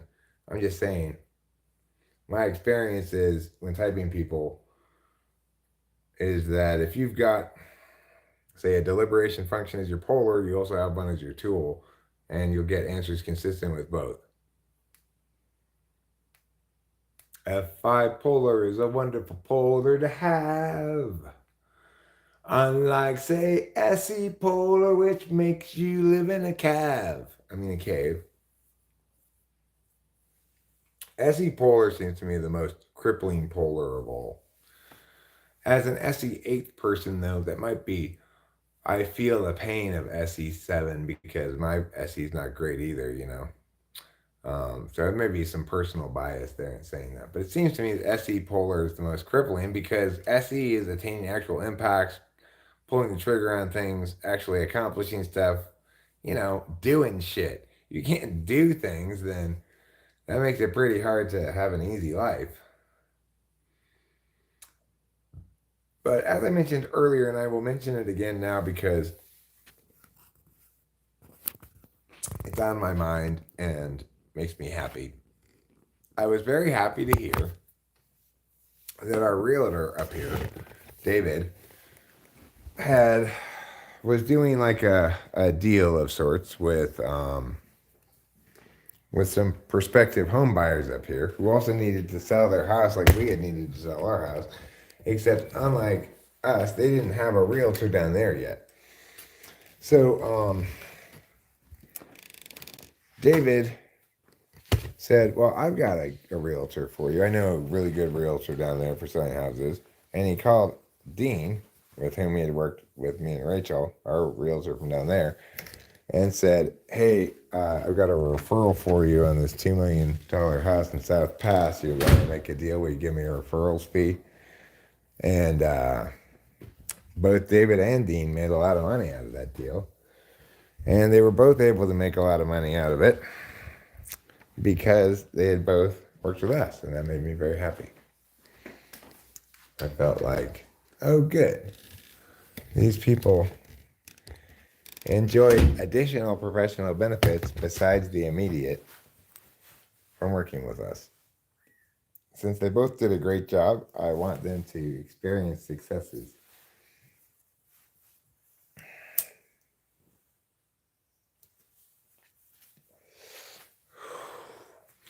All right, let me put my glasses on.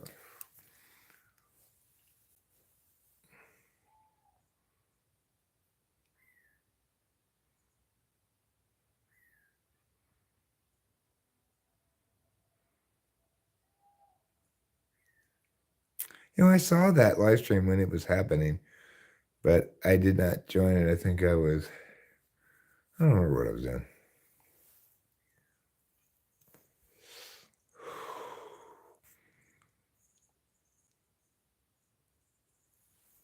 C.S. Joseph. A lot of people, when they come to YouTube and encounter typology for the first time, seems C.S. Joseph is a common landing spot. Certainly a lot more common than me. Nobody comes and says, I found you first and then found C.S. Joseph. But, that may change some after December 20th, at which point my long-standing warning for bullying C.S. Joseph, interestingly enough, will drop off of my channel, and maybe whatever shadow suppression YouTube has linked to that will go away, or maybe not. Maybe I'll have exactly the same experience and determine that, in fact, having that warning did nothing anyway. As it stands, even with that warning, I've seen a lot of new action on the channel simply because I've started putting up more shorts, and also because I've started vertically live streaming.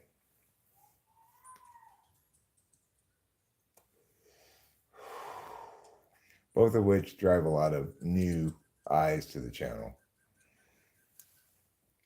And probably some old eyes too that would not otherwise receive a notification if I were streaming from OBS or something. It's like YouTube wants to encourage people to stream from their phones. I'm assuming because the audience is majority phone users, and the audience wants an experience optimized for phones, not for laptops.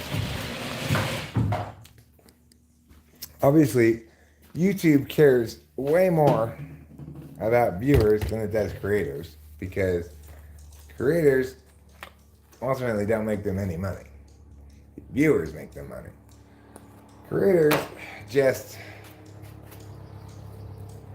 are like allowing creators the liberty to make shit is the cost that YouTube has to pay for getting free content, basically. Not free, but you know. And then YouTube pays creators a token amount of money. But YouTube's fundamental message to creators is, if you want to make money on this platform, you need to generate revenue streams that are not ad revenue, you know. Because, like, I got 125,000 views last month, and I got $60.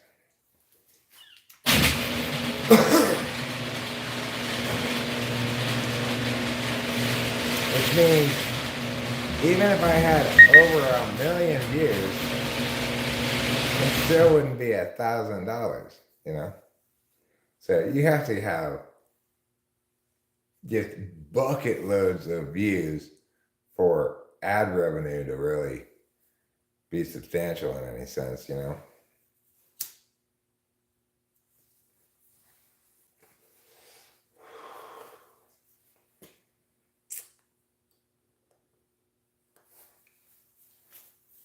But YouTube does afford me the opportunity to make money by typing people. And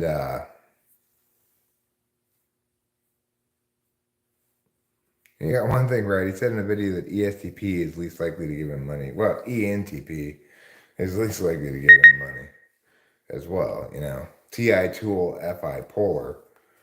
We're going to be negationary towards his bullshit right at the gate. Even if it withstood scrutiny, we'd be unlikely to give him money. After all, he just didn't fail. It's not like he succeeded. Like, NTPs and STPs alike are most likely to conclude that I'm the one who they have least reason to negate, but they still don't give me money either. So, because why should they? You know. See, it's like C.S. Joseph's money grubbing ways would just immediately turn me off. And I never even got that far into being turned off by his content, because I just watched a little bit of it immediately. It was just like, oh my God, this is nonsense. This effing guy, I just immediately disliked him. I experienced that myself. People sometimes immediately dislike me. My instincts, I usually don't just immediately dislike people unless there's something about them that makes me go, ew. But sometimes I just dislike them because maybe they're a type I don't like, or they're TEing a bunch in a way that I don't like, or something.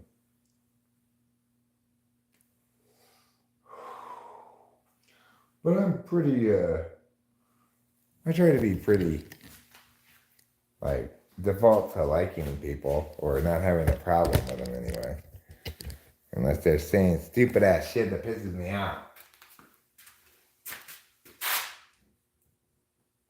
Oh yeah, that's solid. That is rock solid, everyone. I have successfully attached the cat door. That's not going anywhere. I like both of you, but there are differences. I've heard somebody else say that before too. They like both of us. But to me, that makes zero sense at all. He takes a totally TE approach, which is to say he thinks cognitive functions are something that allows him to both know everything about a person like instantly by typing somebody in like 30 seconds or whatever. But more so even than that, that allows him to advise people he doesn't know without consulting their particulars, just on the type that he's not himself when he hasn't even identified his own type correctly. If you watch both of us, you know that one of us is typed wrong because we are so vastly different. You say there are similarities. Well, we're both talking about stuff on YouTube. So any third has a similarity to any first if you say ESTJ, as does any sixth if you say ENTJ. But it's not nearly as good, right? Like my extroverted intuition is slamming by any possible metric. He's not, like, he tries to make jokes and stuff, but he's horribly unfunny all the time. When I make jokes, I'm typically somewhere between funny and hilarious. Hopefully, I'm almost never ultra cringily unfunny. That's the most offensive thing about him to me. He seems to think he's funny. He's definitely not. And don't fuck around with comedy if you aren't funny, because you're just doing people serious harm and damage like me. I can easily enough suffer from, say, a dislocated shoulder from cringe whiplash.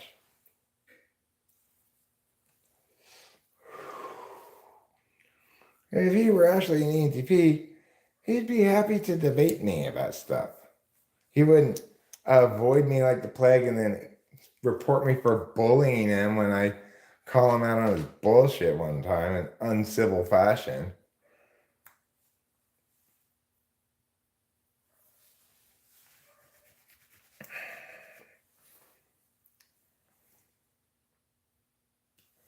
Like, I don't agree with Jack from Socionics, but he's an ENTP. I don't disagree with that. I don't like Planet Ketchup, but she's an ENTP.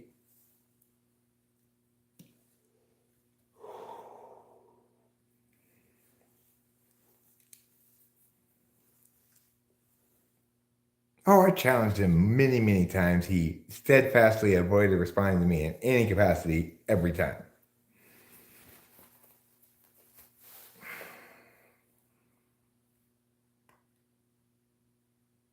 Yeah, well, those things are all bullshit, Conmol.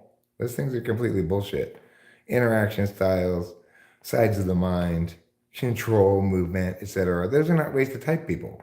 You have to identify what actual direct skills that can be tested that aren't gameable, correlate with which cognitive function, test people appropriately. It takes a full hour. It takes anywhere between half an hour to an hour to reach a conclusion about people. And sometimes I don't reach a conclusion even after a full hour. I'm not sure. Sometimes it got narrowed down to like 2 types. If I don't have a polar test that's definitive, I could be not sure. That's doing a serious job with a matter that should be taken seriously. For him, typology is just a thing that he could plug and play with anything else with equivalent evergreen topic status to make money off of. Meanwhile, I don't even monetize half my videos. Like, I have since I started live streaming from my phone, none of them are, Well, I don't use the term ego. People, given every individual is a configuration of two functions, and the implied relationship to the other functions necessitated by that function configuration. We can define a function configuration as a strategy towards attaining a prime directive, which is closing the gap between expectations and realities. We can articulate there are exactly four kinds of attention: knowing, deliberation, interface, and action. And there are two kinds of each of those. We can articulate differences. We can articulate that people pay attention on four distinct fields: external metaphysical, which is where we are right now, where I'm talking, you're talking; external physical, the world of actual impacts; internal physical, like your body and when you feel a choked up throat when you're about to cry, that kind of stuff; and then internal metaphysical, the communicative aspect of your thinking. The reason we can know that that's correct is because nobody has ever yet articulated to me another possible field upon which people could pay attention, nor has anybody ever articulated to me yet another possible way of paying attention besides knowing, interfacing, action, and deliberation. It's fully encompassing, right, of all possible things that might be called paying attention in any way. I've got an operationalized definition of unconscious, unlike everybody else in the world. And I understand information flows as vectors that agents engage in. And I recognize that to understand fully attention, you have to acknowledge that there's three perspectives that need to be accounted for: agent, subject, and object, not just subject, object. These are some of the reasons why other people have been so terribly wrong about it. Yeah, well, my typing approach and my explanations make sense. His ways and a lack of explanations fail to make sense.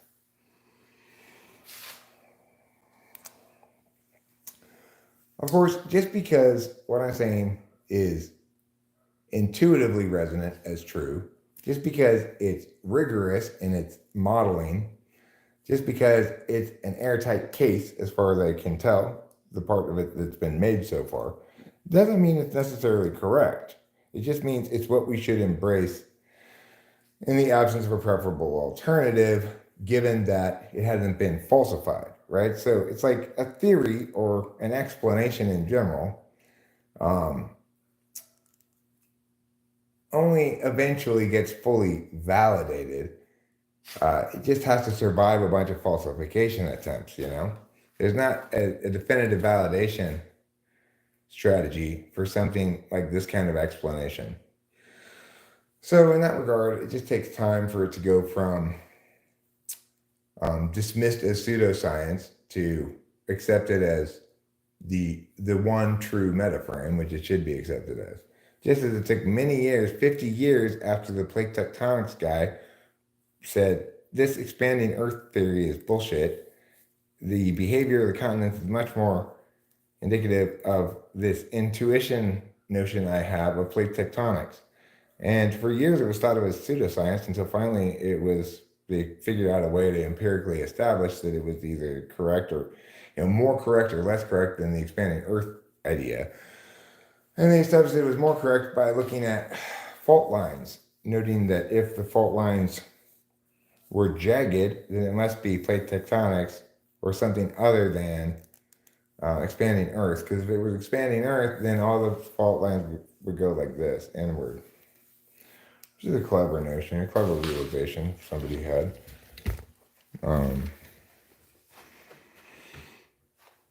Which allowed them to test it, and sure enough, of course, plate tectonics was right. Because in general,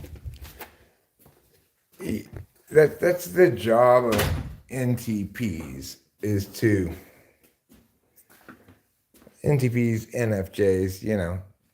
is to intuit correctly things that they can't be deductively attained.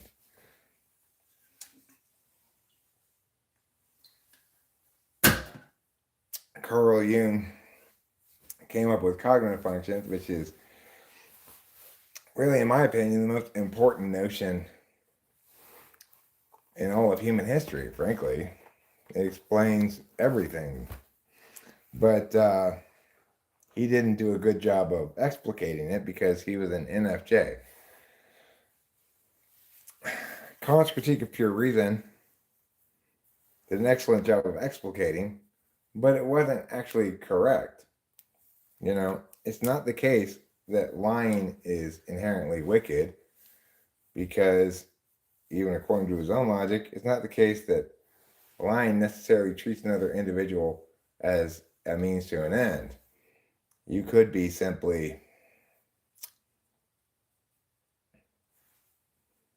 keeping a secret for yourself. The other person isn't entitled to the truth from you. It's not like a actual rights violation, right?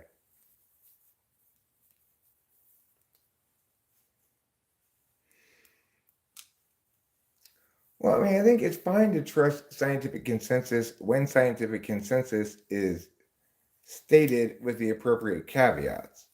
So the problem is most scientists aren't NTPs or NFJs. So they may know how to do science well, but they don't know how to think well. They don't know how to intuit well. You get a bunch of these evolutionary scientists who are continually begging the question and just not understanding how to manage frame levels intellectually. So they just keep saying, well, I just keep looking for any evidence that can be framed as supporting this notion without ever actually evaluating whether our core warrant makes any sense or not. Mathematicians keep running into the same problem. Population mathematics seem to falsify the very idea of evolution. No matter how advantageous a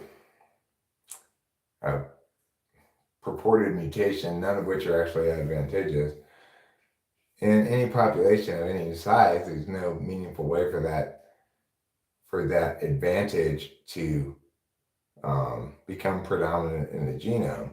That's why they have to come up with this repeated bottleneck founders effect thing, which still doesn't make any sense at all, right?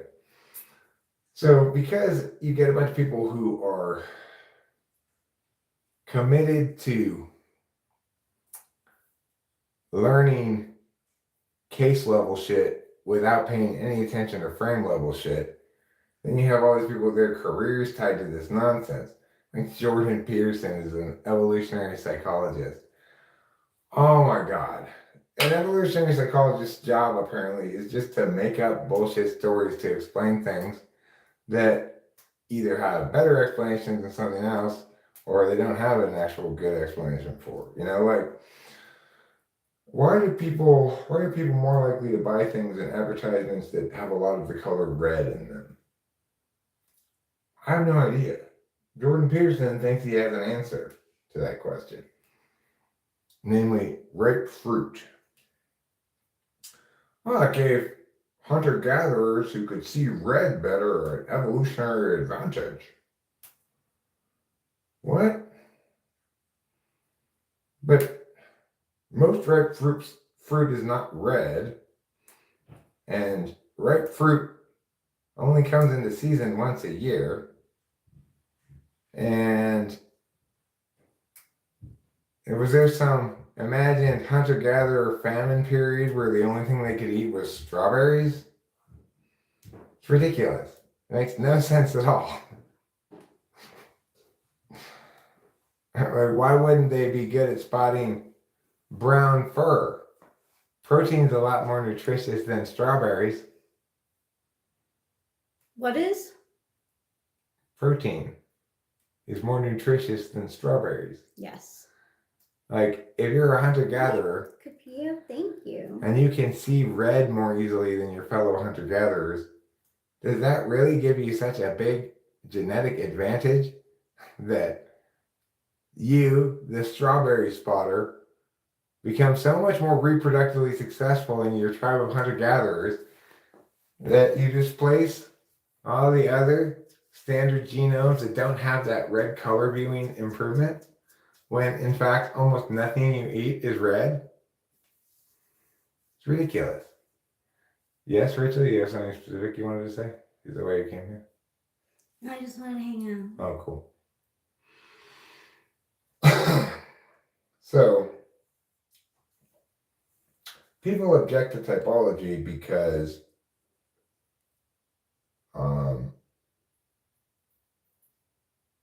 psychology thinks they can avoid legitimate critiques of the soft science bullshit that psychology is always trying to pull by investing heavily in the statistics class, you know. And so, well, we can do all these statistical correlations with big five. Well, sure you can.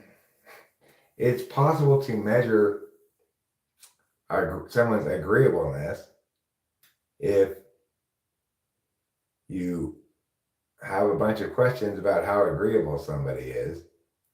But the problem is, if you're not explaining why agreeableness is a personality trait, whereas... Thank you, Capio. I love you too. Versus some other explanation of a personality, well then, you're not doing any real work. You're just saying, we've given the same test to a bunch of people a bunch of times, and we can reliably say that people who score meow and meow reliably correlates with this outcome in the real world.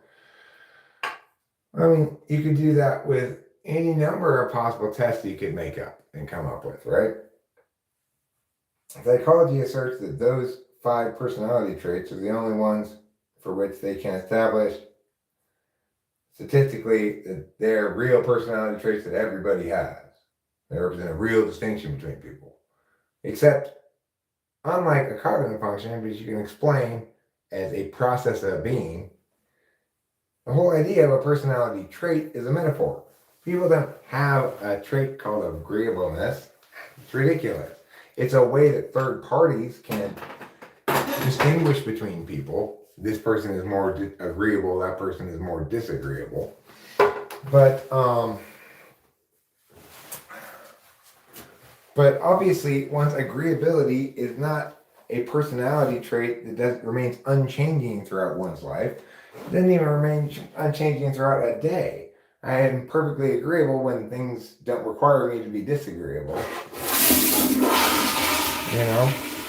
The idea that we can, and granted, there may be people who are fundamentally combative and stuff like that, but that's probably explained by something other than a personality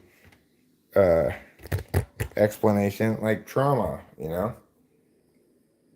Yeah, agreeable to whom? So what is personality? Personality is the aspects of the self that don't change throughout the course of one's life. They remain the same, barring traumatic brain injury or some other big thing like that. They remain the same from birth through death. And given that solidly operationalized definition of personality, the only thing that qualifies, of course, are one's attentional habits, one's attentional priorities. I've been an NE-DOM since birth, with TI as my tool function. I've experienced what it's like to be FI polar as a child, as a teenager, as an adult. Those experiences or expressions might change over time a little bit, but that doesn't mean the function itself, the function prioritization changes, and it doesn't. So I've been more or less neurotic throughout my life, and therefore that's not a personality trait. That changes. I've been more or less extroverted throughout my life. That's not a personality trait. Those descriptions of a person's affect, in other words, the objective data of a person that third parties can look at and evaluate, is not a comprehensive explanation of personality at all. It's vastly over-prioritizing the externalized aspects of personality, and in fact pathologizing the introverted aspects of personality by calling it neuroticism, pathologizing action types like me by calling us a lacking in conscientiousness, you know, setting a norm that people consistently fall short of in some way, right? For each of these 5 personality traits, 4 of which are good, 1 of which is bad. It's insane. Of course, extroversion may or may not be considered good or bad, maybe kind of neutral, but openness, agreeability, and conscientiousness are definitely all good. They're norms. It's like Big Five implicitly makes you go, oh, so basically what you're saying is this is how I suck, and I can't change it. I'm just going to continue to suck like this forever. Also, there's no reason for it. It's just I scored badly on this test. Thanks a lot, Big Five. That's very helpful. In case you didn't get it, I was being sarcastic right there. It's not helpful. It's the opposite of helpful. It's hurtful. Of course, wrong explanations are always hurtful because not only do they fail to explain things correctly, but they make a person think that it's been explained when it hasn't been explained.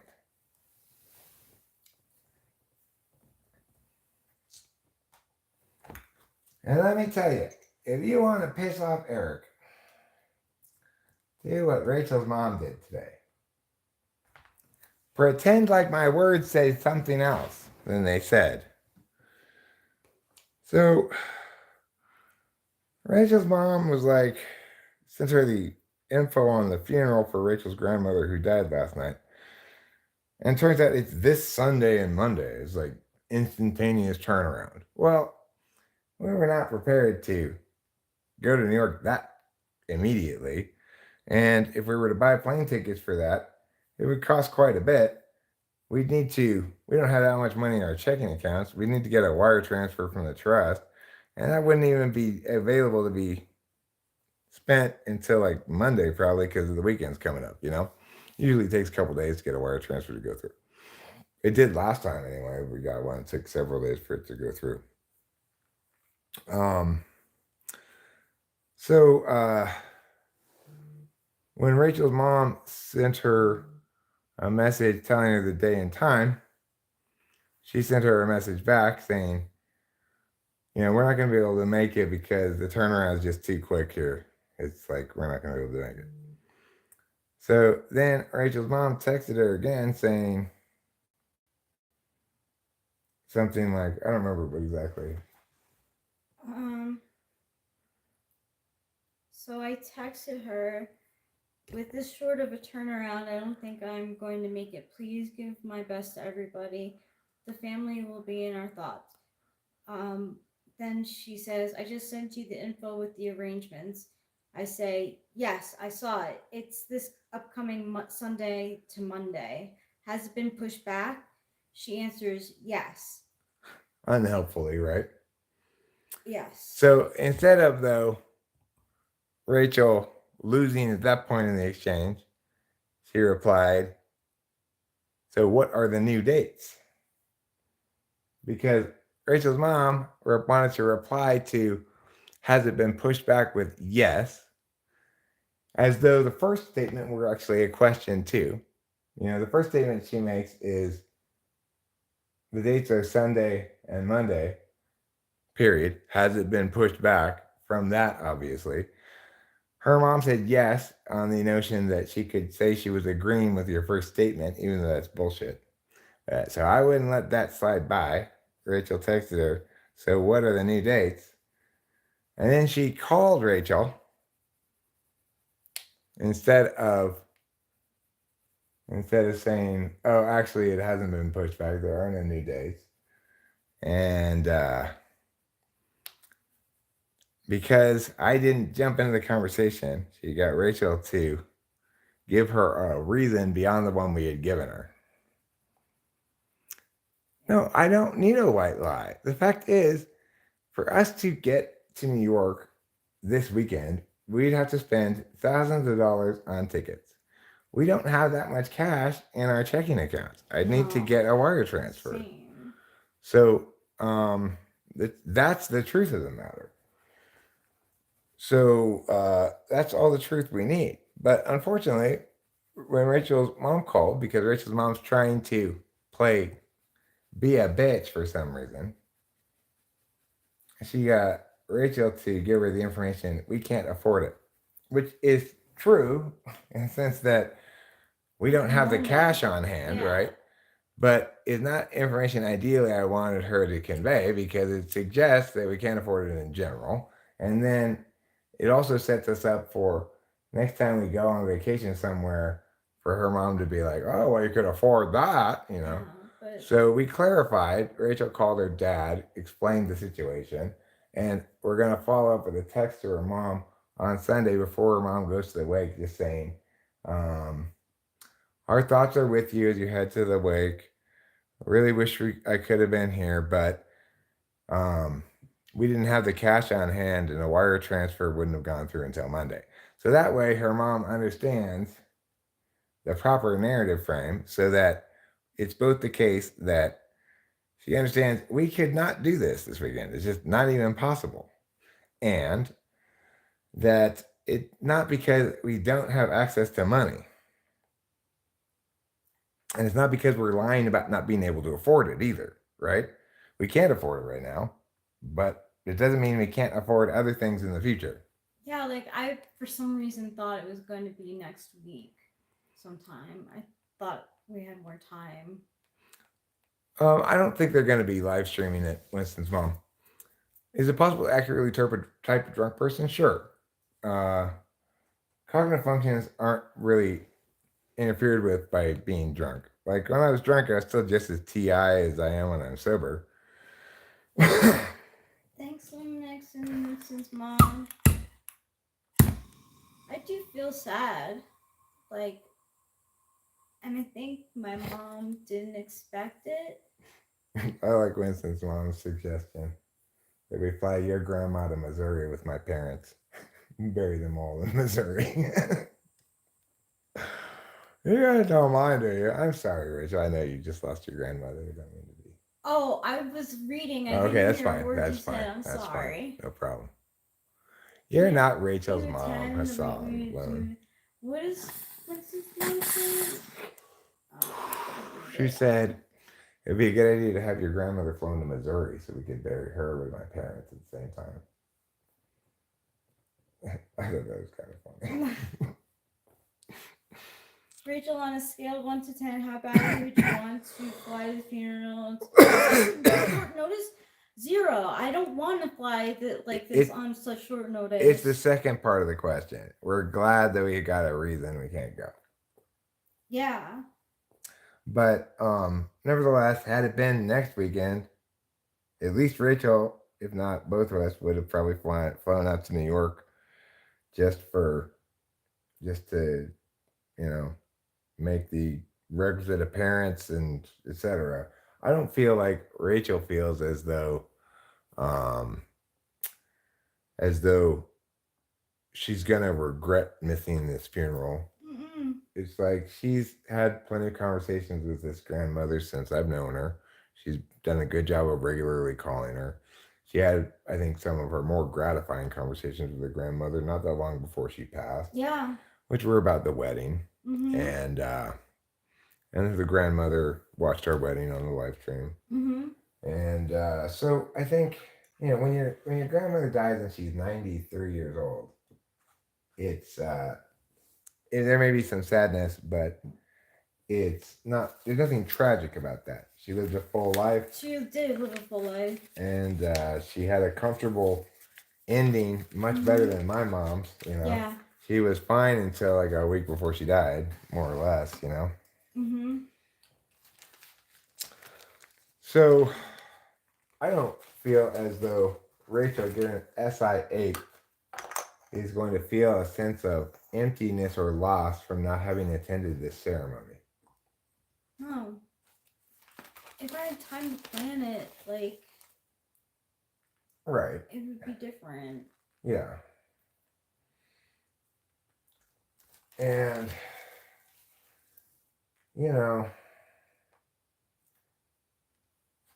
it's just that the closer to a date that you buy a ticket for an airplane, the more expensive it is. So it's like this suddenly fly to New York 2 days from now saying means here's a $5,000 bill.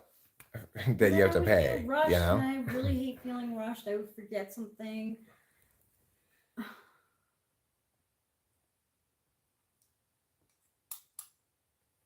So. And like, it doesn't mean that I'm not grieving. Like, I'm sad. Today you're drinking it mixed with orange strawberry Sunny D. I don't like Sunny D. I've never tried orange strawberry Sunny D. But I like the fact that you're drinking gin as your liquor. Hopefully it's Bombay Sapphire. Or at the very least Tanqueray. And not Beefeater. If you're drinking Beefeater gin, I want to express sympathy for your hangover tomorrow right now. Thanks, Vincent's mom. I appreciate that. Bombay, very classy. Cheers, good sir.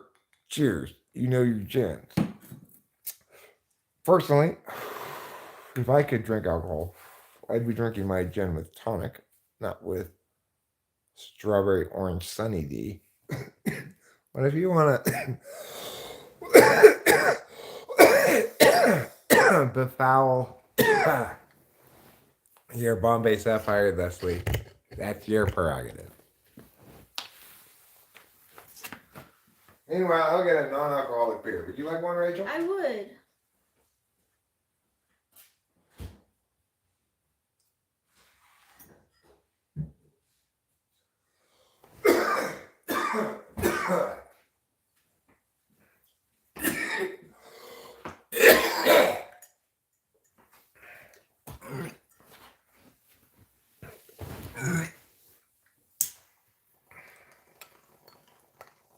Insanely, Rachel and I actually have a reasonably well-stocked liquor cabinet.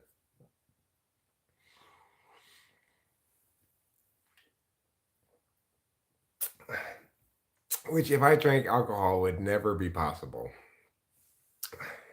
But neither of us drink, so we can keep a fair amount of alcohol around. That's why I hope we have drinkers at the party. Sure, yeah.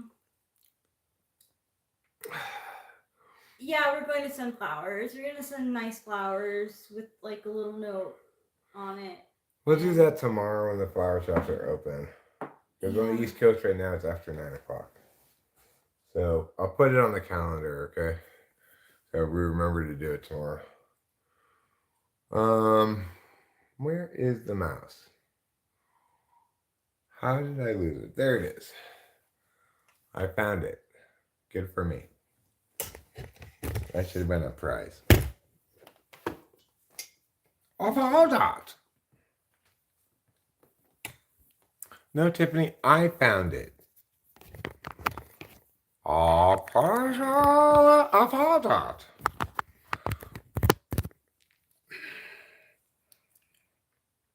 Okay. So what were we talking about? And sending flowers to E. Sending flowers is F-E.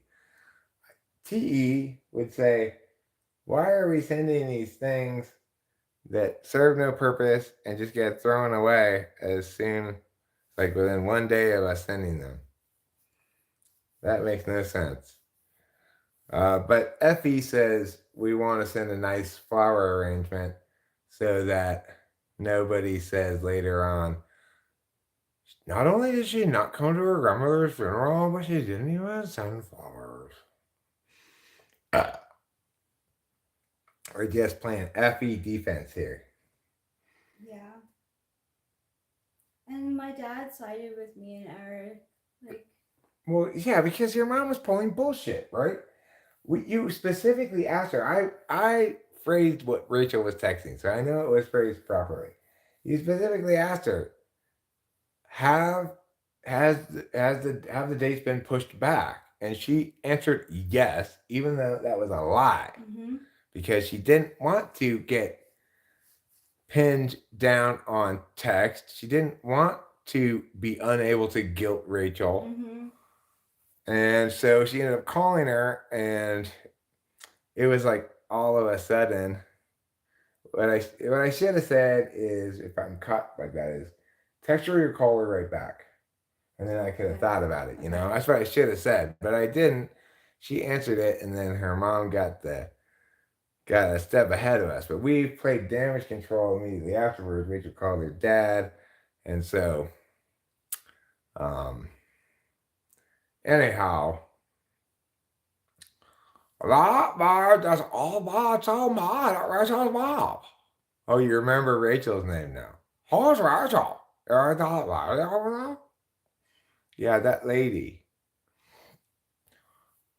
The problem with that lady is she seems to spend a lot of time with this horrible, selfish old man.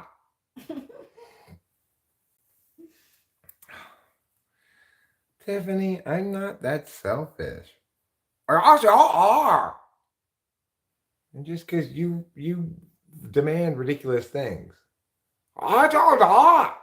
Remember that one time I went to the ATM and you told me to get you $100,000 out?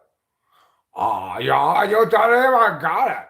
I didn't even have $100,000 to give you.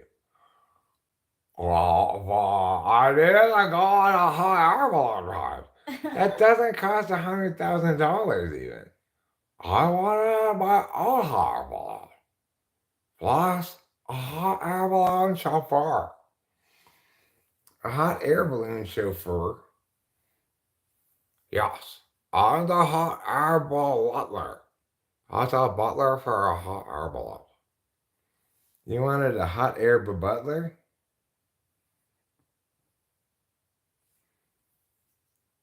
I wanted the hot air balloons for my own solid gold. But I said it wasn't fun. So I said, well, what's the most expensive thing in the asphalt? That's a terrible way to design a hot air balloon, Tiffany. Anyway, Tiffany obviously makes a lot of fairly unreasonable demands, like, and I get out of the car to go to the ATM. She's out. Oh, I got me $100,000. I find that to be excessive. Like, it's unreasonable amount of money to spend on a hot air balloon. That's Tiffany language, is what language that is. And you know what? You don't necessarily have to get the 0%. There's a lot of them have less than 0.5%. I drink those too. It still doesn't get you buzzed or anything.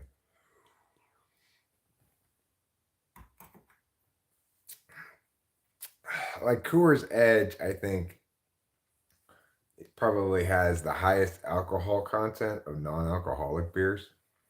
Just sort of tastes like that to me. But like the most beer-like tasting of all the non-alcoholics is a 0.0. It's called Bitburger Drive. Bitburger Drive. It's hard to find. They have it at Whole Foods. It's delicious.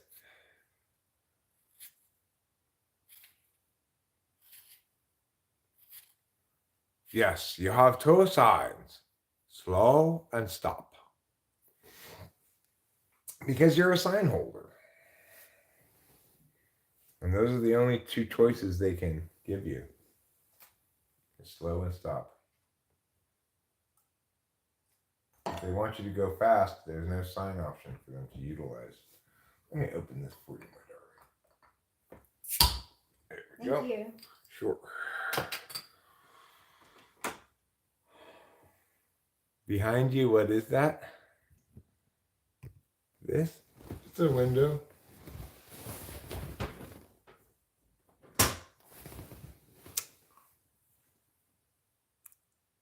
It's the best damn window you ever did see. It's a window that shows us the outside. Outside of these walls is the outside. It's out of doors, as they say. which is to say, of course, that one has to go out of a door to get there, which is exactly what I'm going to do right now as I begin my quest to smoking a cigarette. How? It was just a door. It was never a door. But I'll show you a door in a second, okay? And I think when you see this door, you're going to go, oh, that's the difference between a door and shutters. How do you spell Czech as in Czech Republic? Oh, that's CZECH,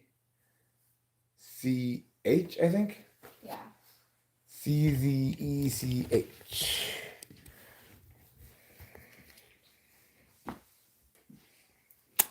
All right.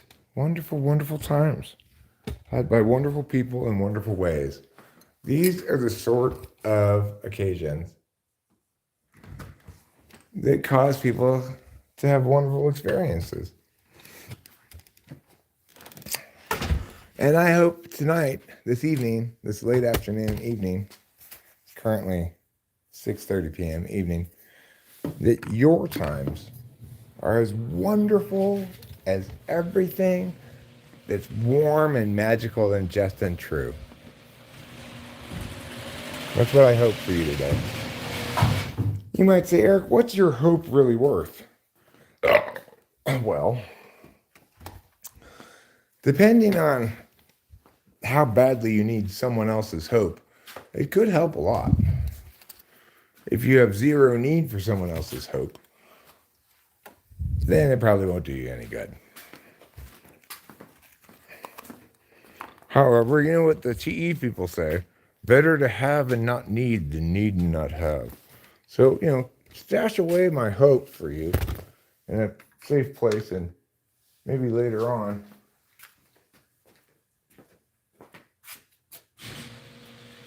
there it goes. Maybe later on, you'll discover that you do have a need for someone else's hope. I'm afraid today I can't offer you my thoughts and prayers, but maybe tomorrow I'll have either thoughts or prayers available. We'll see. Today you just get hope. Better than despair. I will blaze in a second. Cone mole. How do you say that anyway? Conamol? Right, it's better to have my hope for you to have a good evening and not need it than to need it and not have it. So if you don't need it today, it'll keep for a few days, Just put it in a cool, dry place.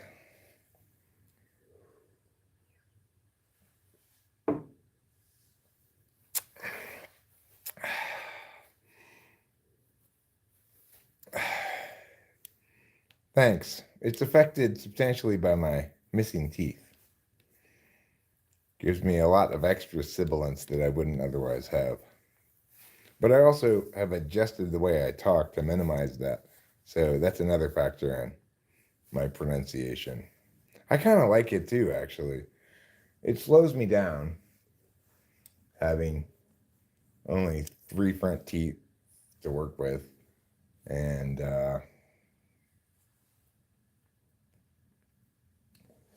I don't dislike the way it sounds. But I nevertheless do plan to get these teeth and get implants for these 2 and this one. Probably not mess with the rest of it, but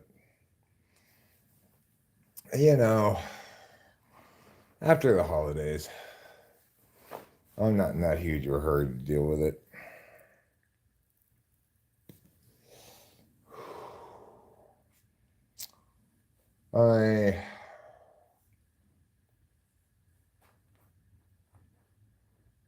I'm very glad I got a couple of things that we've needed for a long time today that I just somehow continually forget to put on any list or actually acquire, namely an aloe vera plant and rubbing alcohol.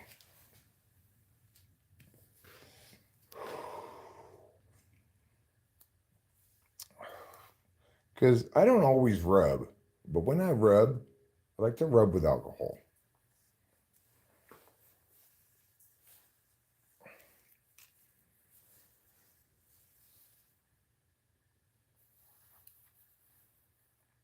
Yeah, I mean, that's what it affects, is S's and TH's. My missing teeth. But, that's why they created dental implants. I attempted to get like a dentures thing for a stretch of time, but I didn't like the way that affected how I talked, and I realized I'm not going to end up wearing this thing.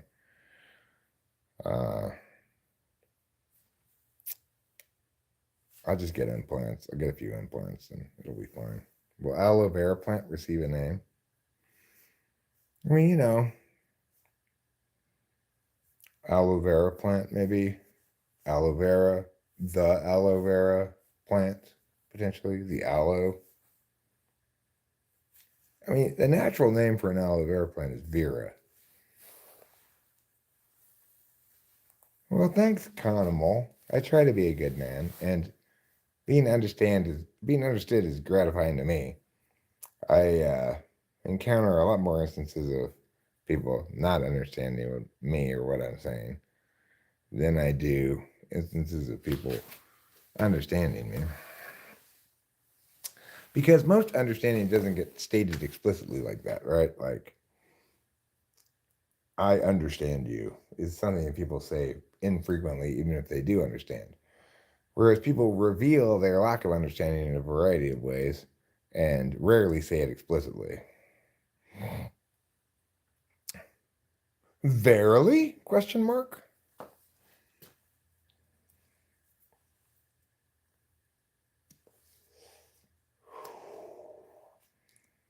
I should just name it Burn Ward. Vera the Burn Ward nurse.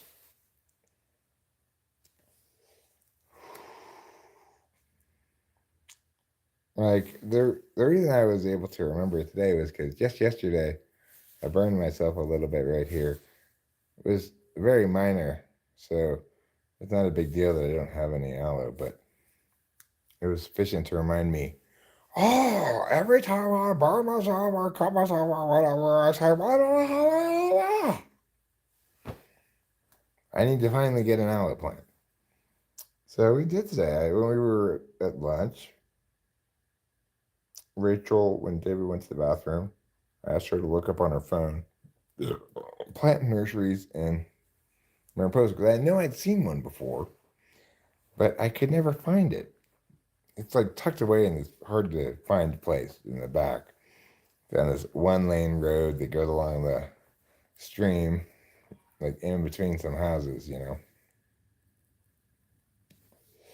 Anyway, but I knew there was one somewhere in Mariposa, and sure enough, it's called Creekside Nursery. First time we'd ever been there today, and we found the plant I was looking for, although it was the very last place we looked. Not a super huge nursery, so it didn't take that long to look at all the plants. Oh, sure. Probably would have had an easier time if I had asked somebody, but I wasn't sure who worked there and who was the customer. And I didn't want to say, do you work here, to somebody who didn't, because that would be an FE demerit on me. I'd get an FE demerit for that. Then the person might think that I'm less than fully competent in some way. And we wouldn't want that. Heaven forbid.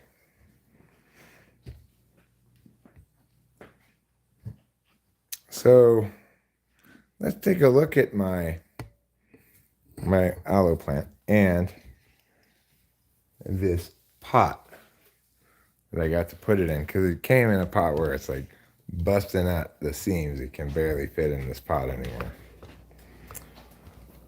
But look at all that juicy aloe plant to pick from. Oh yeah, that's sexy.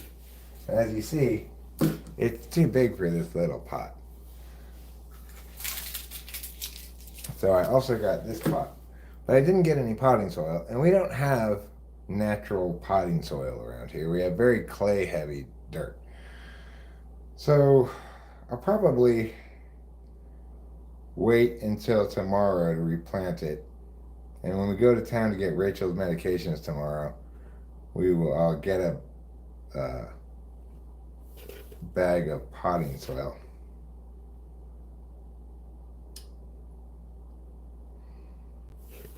And then I'll replant this then.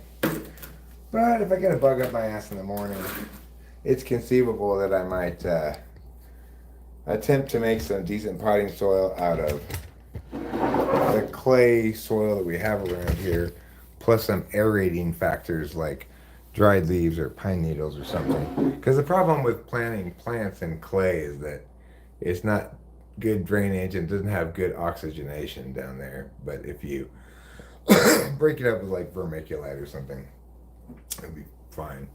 But instead of doing all of that, I'll probably just buy a bag of potting soil. Makes a little bit more sense.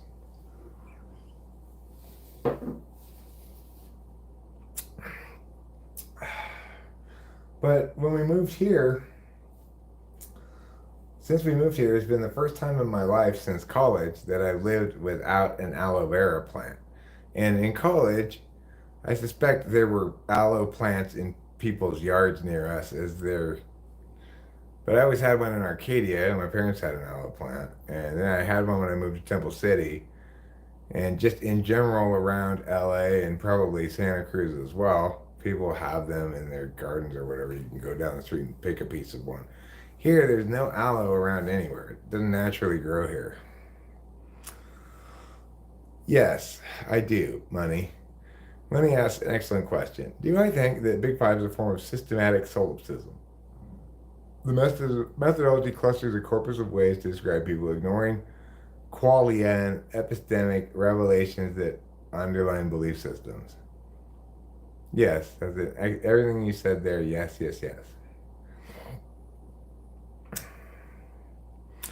A neutral pH to avoid root rot. You can modify the aloe vera potting mix with perlite or vermiculite or coarse sand to enhance drainage or acidity level. Okay, well, I hadn't thought about the sand, but we do have sand available down in the gully at the river, a little stream down there. It's a sand bottom, so I could go get sand. In fact, I may still have some sand when I went down to collect some sand to see if I could pan for gold. Turns out the sand is absolutely filled with fool's gold flakes, which is, of course, a form of pyrite, not a form of gold. Santa Cruz has gotten too damn expensive. I haven't been to Santa Cruz in God knows how long. But when I lived there, it wasn't cheap, but wasn't especially expensive, I don't think. Of course, one year I lived in a 2-bedroom apartment by myself. I think that might have been my senior year. I'm not sure, but it's either junior. Yeah, that had to be my senior year. And that year, I grew weed in the extra bedroom and had quite a substantial harvest from like 11 or 12 plants, females that we had under lights. I did a deal with another guy who I lived with previously named Ken. He provided the plants and the lights, fertilizer and stuff. I provided the space and actually took care of them. And we split the harvest in half.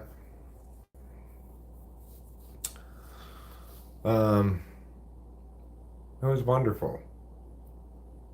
I sold a lot of it. I bought a custom wetsuit that I had made for me, which was good.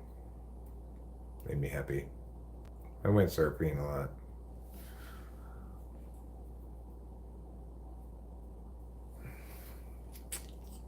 But I guess that must not have been my senior year. It must have been my sophomore year or junior year that I had that apartment, because I know that I bought that wetsuit when I still had access to the longboard at the beach house, the Laguna Beach house. It was on Laguna Street, near the beach. So it was called either by the people who lived there, the beach house or the Laguna house. But I combined the two to make it the Laguna Beach house, which doesn't make any sense because there's a place in LA called Laguna Beach. So I hope all that explanation was worth it for you.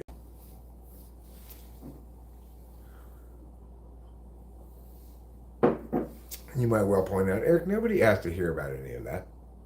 Well, that's true. But, sometimes my thoughts have their own volition, their own momentum.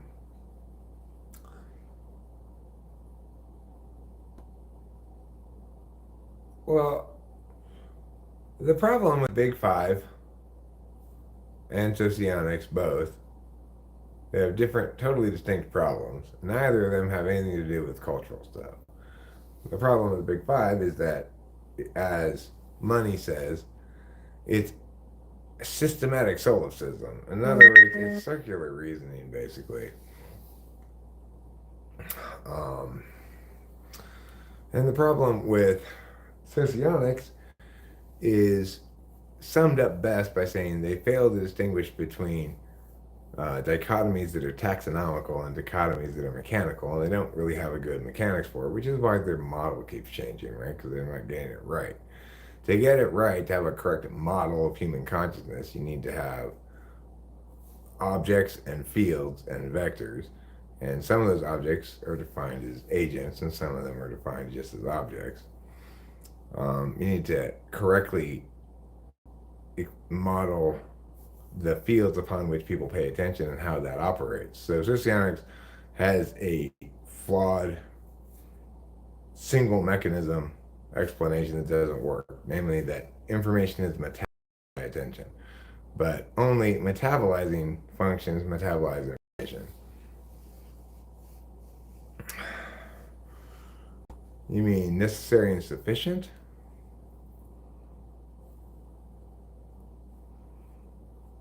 Well, I mean, there may be those cultural differences you're pointing to, Winston Small. I'm not saying that they're not, but the nice thing about case making, case building, and case negating is those things aren't relevant. You're trying to explain something universal to human beings. And I mean, that's the goal of at least typology. The goal of Big Five is not trying to explain something, it's trying to come up with, demographic statistics in the absence of any explanation, and trying to eliminate the explanation part from the equation so they can not have to deal with the fact that that's not an explanation. People don't literally have these traits, right? Well, people don't literally have cognitive functions. Well, yeah, they do, because a cognitive function is a term we use to describe a process of being. People do engage in processes of being. People are described by third parties as having attributes like conscientiousness, agreeableness, openness, whatever. But in no way, shape, or form can an individual be said to possess such a trait. Can we be said to possess ways of paying attention? Absolutely. In other words, our being itself is defined by the stuff of being. The meat and blood of being is attention. You can measure it in time. How many minutes or hours have I spent extrovertedly intuiting about this? It's something I can measure in time. And I can watch a stream and you can see how much of the stream I'm spending just extrovertedly intuiting versus how much of the stream I'm spending, say, introvertedly thinking. Sometimes I will fall silent depending on what I'm talking about, and I'm deliberating about something, either with introverted thinking, or what makes me fall silent most of all is when a given matter requires me to use introverted feeling, because to the extent that I can attend to such matters at all, it cripples my ability to even be myself in any other way. I can't talk, which is what I normally do. I can't explain things because introverted feelings is not subject to explanation very well,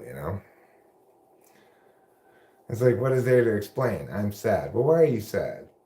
Because this happened, I guess. I don't know. Maybe just because it's my mood. Who knows why I'm sad? You know? It's like, how do you even answer this question? Unless it's something really obvious, like I'm sad because my dog died. Right? I get moody, my mood changes. FI is not, it's explanation resistant. Why am I so dumb? Oh, there they are. Okay. I'm not so dumb. But see, I am so dumb because I have 2 packs of cigarettes. Because last time I went outside, I thought I had no packs of cigarettes. I went in the garage and got 1 pack of cigarettes, but I obviously had the other pack of cigarettes the whole time. So, okay, a huge pimple right here, which is super annoying. But you know what I have actually to put on it? Aloe vera. Yep. Let's try. I bet you this is even better than benzoyl peroxide. Let's see. Take a little bit from this leaf here because it's kind of old and dying part of the leaf anyway. Oh yeah. That's good aloe. That's the kind of aloe that makes you just keep coming back for more. I know it's bad, but I just can't quit you, aloe. It's not bad, Eric. It's fine. But I'm being so violent to your leaves. They aren't leaves, Eric. They're body. Your body is made out of leaves? I just told you they ain't leaves, motherfucker. Wow, Vera. You're pretty street. I didn't know you were tough like that. I won't mess with you in the future. You better not, motherfucker. Okay, Vera, jeez. Can you please watch the 12-letter words? Vera's got a mouth on her. You're so. If I'm not careful, pretty soon I'm not going to have any punts on me. Because these punts can't fall in nothing. Oh no! So I'm going to have to go get a belt. Let's go get a belt before we smoke a cigarette, okay, you guys? Well, I'm not going to hit you with it. Boy, you people were traumatized as children, huh? I'm just going to use it to hold up my pants, what one normally does with a belt. Okay, this belt is made out of real cow. And I'm fond of such belts because I myself, at one time, worked at the leather factory in Santa Cruz. What? There's a leather factory in Santa Cruz? I don't know if it's still there, but there was when I went to college in Santa Cruz. And I had as a temp job a very assembly line style factory blue collar job at the leather factory. One of my tasks, which was one of the, I guess, more onerous tasks that I had to do, was scraping little spots where the dye had made a little spot on it rather than being even. And the tool I had was a dime. I was given a dime to scrape off these little dots with. Another job I had was they had this big drying machine. They had these sticks coming out of it, and they'd hang these big cowhides that had been dyed on the sticks, and it would go around. You had to put on the wet ones on one side and take off the dry ones on the other side as they came around and put them on a stack. That was one of my jobs.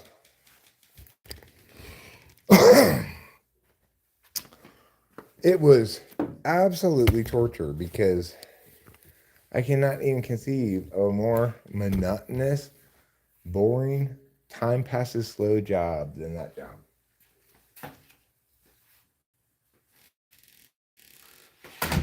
During the 1 week that I worked there, I made up this big long poem in my head that I'd work on while I was doing this stupid put it here, go over here, put it here, go over here, take it off, put it here. You know?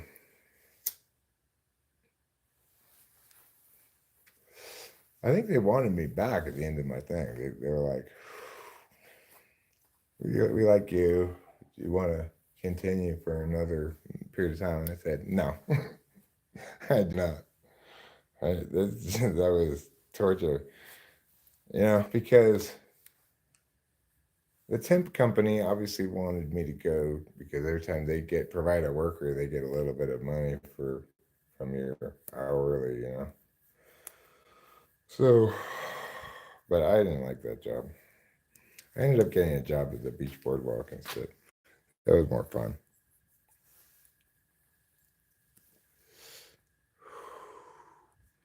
Just pay the $15 a month for premium and you'll never have to deal with an ad again.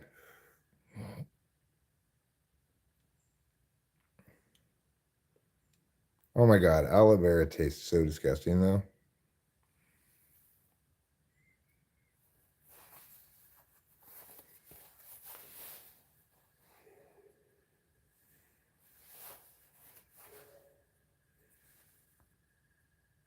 How are you today? Do you feels good, gooder, or goody? It's Thursday already, and I have plans for the weekend. Do you have plans for the weekend? How exciting! You're going to Dollywood to experience intimate Dolly Parton resonance that you can get at Dollywood. What does premium give you besides ad blocking? Well, you can play things on your phone without keeping the app in the foreground. That's kind of a big one. Like, so if I put on music, I'll fold my phone closed. It'll just keep playing it or whatever we put on, you know. Because Rachel, I think, has it too because we listen to plenty of YouTube things on her phone and we never hear any ads. I think I must have said, okay, you have to get premium because this is ridiculous at some point. I don't really remember, but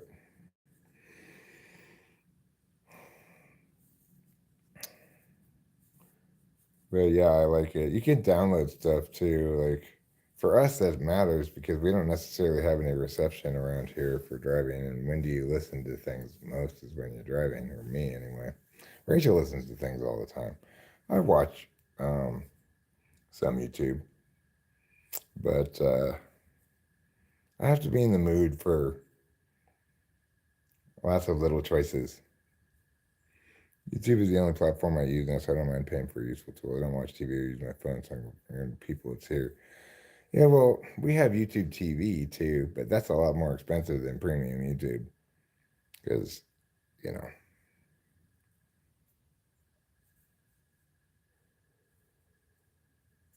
You have a beef with YouTube/Google. They stole theoretically $100,000 from me years ago, and I wasn't doing anything bad compared to others.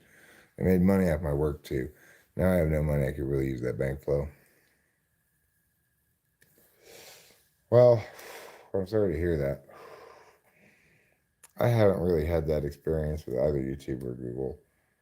I never made very much money. I never made any kind of money even remotely similar to that.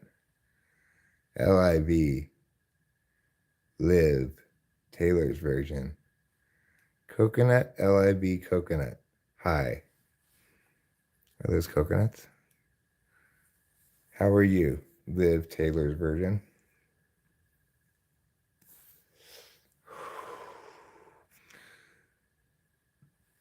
Well, I mean, Rachel and I do I do all of my YouTubing, be it watching myself or others on the big TV.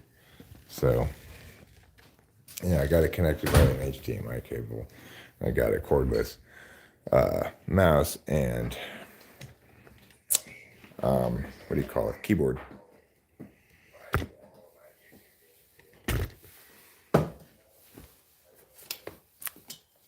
I don't stream from the computer anymore because with the phone, I'm able to walk around and go outside and smoke cigarettes. And with the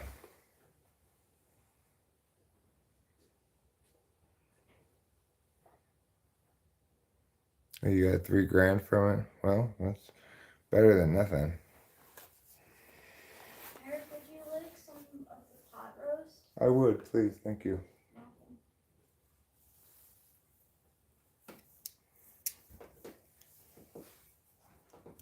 Yeah, I mean, I've had such good experiences with YouTube in general, and I guess I never really had any expectations as far as money goes. Maybe for a little while.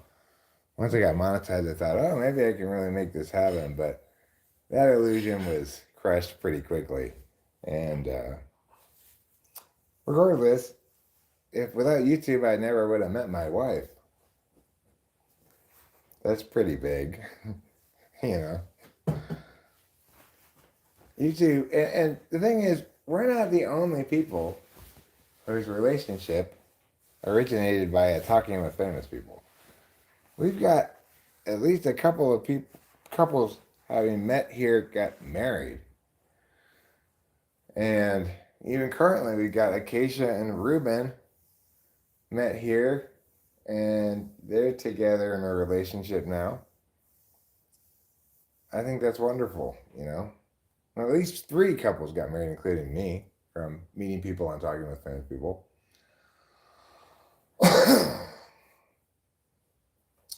You love YouTube for learning. I like YouTube for things like SNL skits and or maybe like 10 craziest things caught on closed circuit camera, or 10 most convincing proof of aliens, things like that, proof of Sasquatch. I like to watch shit like that on YouTube. There's a guy named What Lurks Beneath who tells stories about national forests. Sometimes I'll listen to his stories. It's also paranormal themed, you know. I used to listen to Mr. Ballin. Mr. B. Allen is really his name. But he segued away from spooky campfire stories into real life crime stories, and that's just too depressing.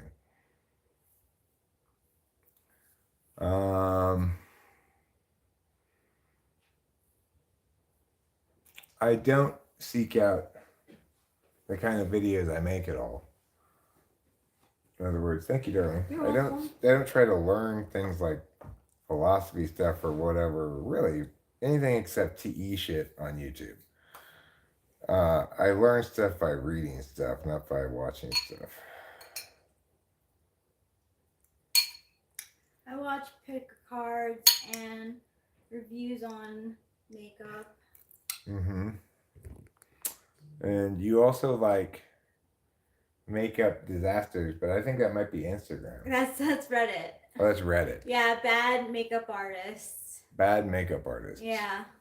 It makes me laugh. Yeah, some of them are terrible. The Yeah. makeup job they do is just like, who possibly did this? Exactly. I'm gonna get some tortilla chips to put in mine. Yeah. You want some too? I'll bring the bag Yes. over.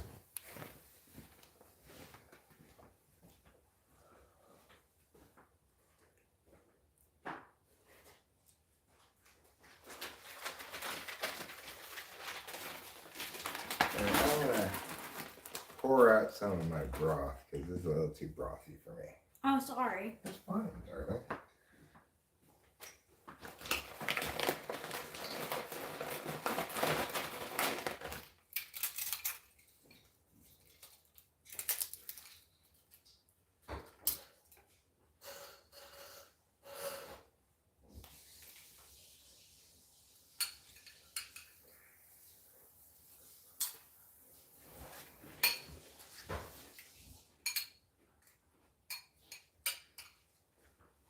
That's what I say now, but as soon as the stream's over, it'll be like, you never give me too much broth again. I'm a real stickler when it comes to broth amounts.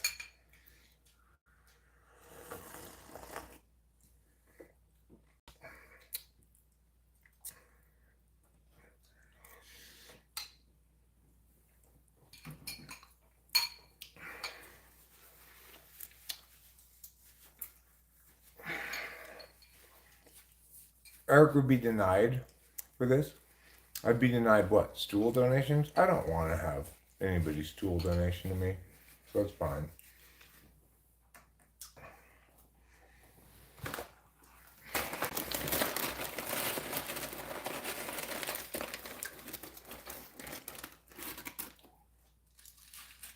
I mean, I'd be dismissed intellectually in general because people say typology is pseudoscience, therefore if I believe it, they don't need to listen to anything I actually say. I believe that. That's quite plausible, of course, because people love to use heuristics to draw conclusions that allow them to avoid actually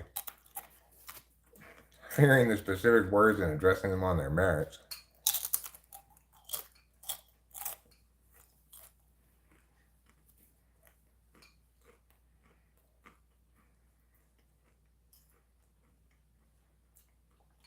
Well, I don't meet those qualifications. I'm over 50 and I do smoke.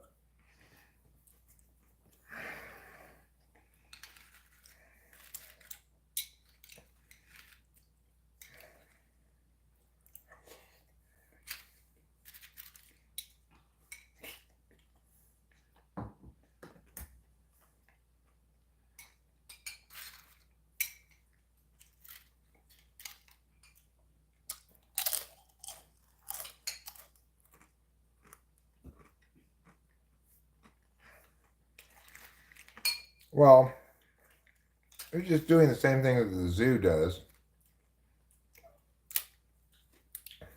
Trying to sell their poo. Oh no, zoo. Oh no. I'm not gonna buy shit from you or anybody else. So I was wrong about. I thought when I first started the first live stream prior to this one, I stopped it because I thought my Google Photos were backing up. And that explained the pixelation or iffy bandwidth. Then when I actually looked at my Google Photos, backup was off, so.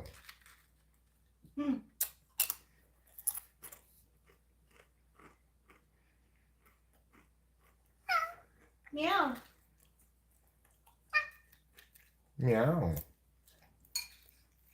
I guess they must use those stool samples for control groups and studies or whatever.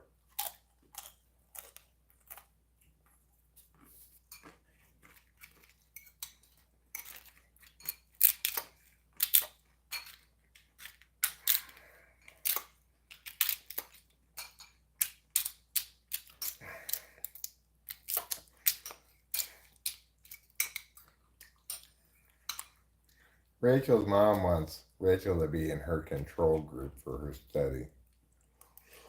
Yeah.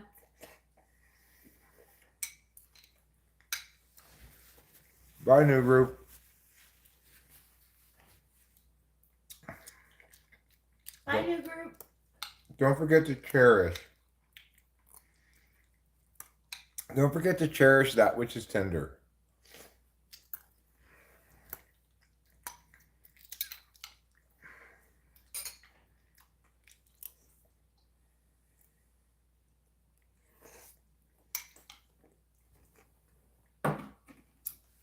In theory, I would sell my poop maybe, but the starting bid is $1,000. I was just gonna say, like, how much would you sell it for? Because, you know, it's not that poops come around all the time for you. Well, most importantly, it's gonna be a hassle to collect the poop, dry it out, ship it, you know. You're probably not supposed to ship dried poop. Probably not.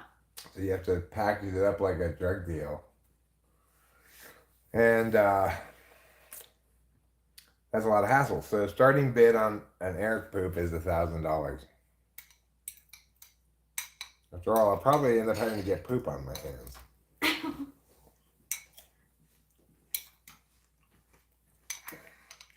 Yeah, you will get poop on your hands. $1,000 is like A reasonable price for my yeah, poop. it Yeah. is. Plus, I mean, my poop is known around the world as some of the finest poop ever. Did I pray today? Maybe. And since I think I prayed last night before I went to sleep, and last night may have been after midnight.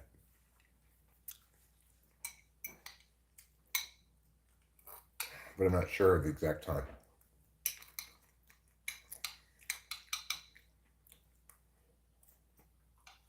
If not, then no. If it was last night, then no, I have not prayed today. Typically, unless there's some reason to, I only pray at night when I get into bed.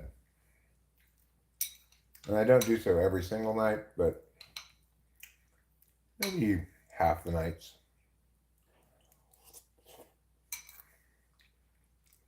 Are you related to LL Cool J? Good question.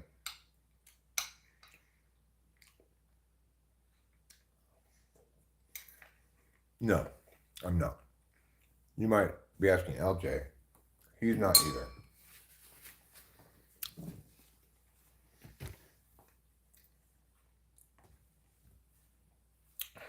I'm not related to any rappers that I know of.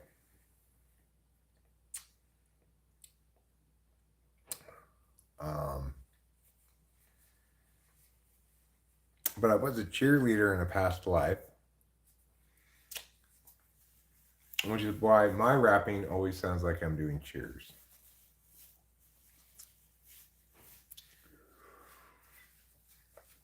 I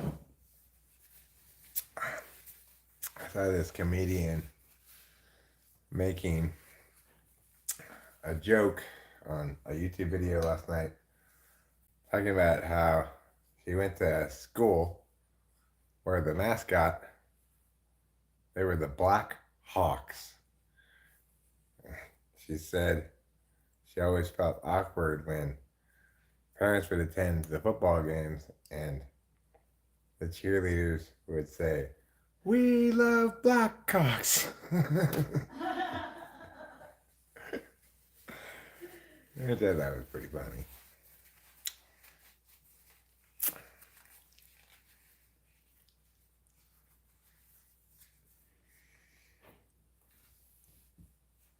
Well, better than being the Mike Hawks. Then the cheerleaders sure wouldn't make any sense at all. They don't have cocks.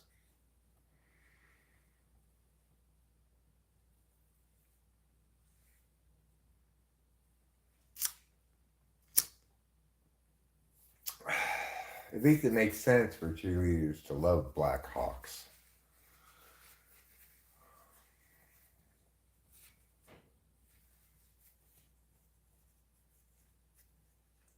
Wait, so who met someone and got hitched through CWFP? Well, there's Abraham and Susie. Abraham moved to Norway. They're married. They live together in Norway now. Abraham's, who was my assistant, he went to high school in El Monte near Arcadia in Temple City where I lived. And he was a speech kid in high school. When he graduated high school, he came to work for me at 18 as my assistant coach for autonomy debate. And he did a great job, and we had a successful run for a few years. Anyway, that's how he became acquainted with Talking with Famous People, where he met Susie, and they had a long distance relationship for years, and COVID delayed it even further, and finally Abraham was able to move to Norway, get married, etc. So good for them, Then there was this lady named Liz and this other dude named Magnus. And they got married, and Liz moved to Europe. I don't know exactly where to be with Magnus. Then there's me and Rachel. We met by this YouTube channel, and we ended up starting a relationship, and we ended up getting married. So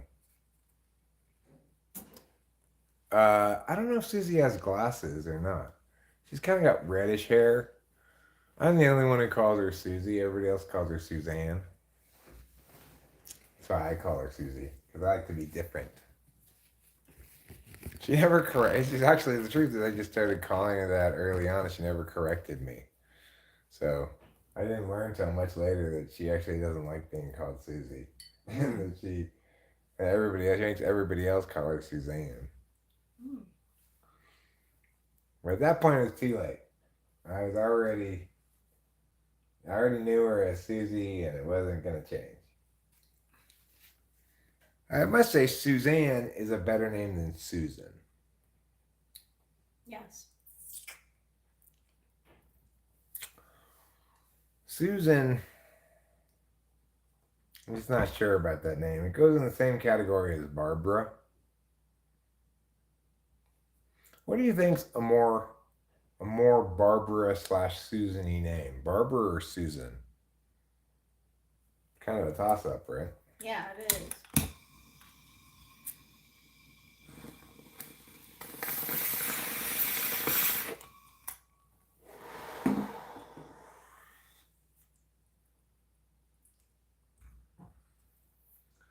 So we'll see if there's any blowback from the Mike Hart thing.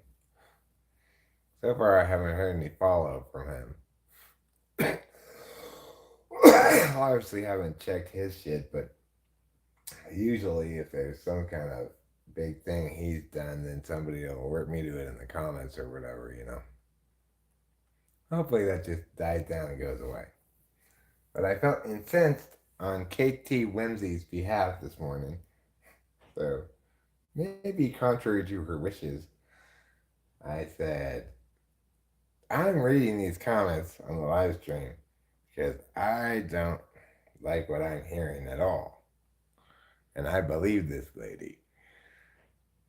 Just the way she puts her comments, being extra careful to include caveats and not unfairly damn somebody or whatever. To me, it just reads as very honest. So, hopefully she's not mad at me for presumably, potentially inciting Mike Hart's rage /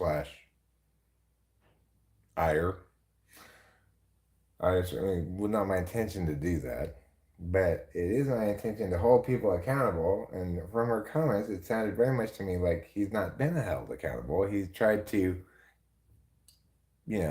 smear her / gaslight her or gaslight it, because gaslighting has a component where you convince other people to be on your side too. It doesn't just have the component where you gaslight the person you're gaslighting. If I were wearing red and black stripes long sleeve shirt, I could pull off Freddy Krueger. Instead, I'm wearing "So I'm a spider, so what?" Yeah.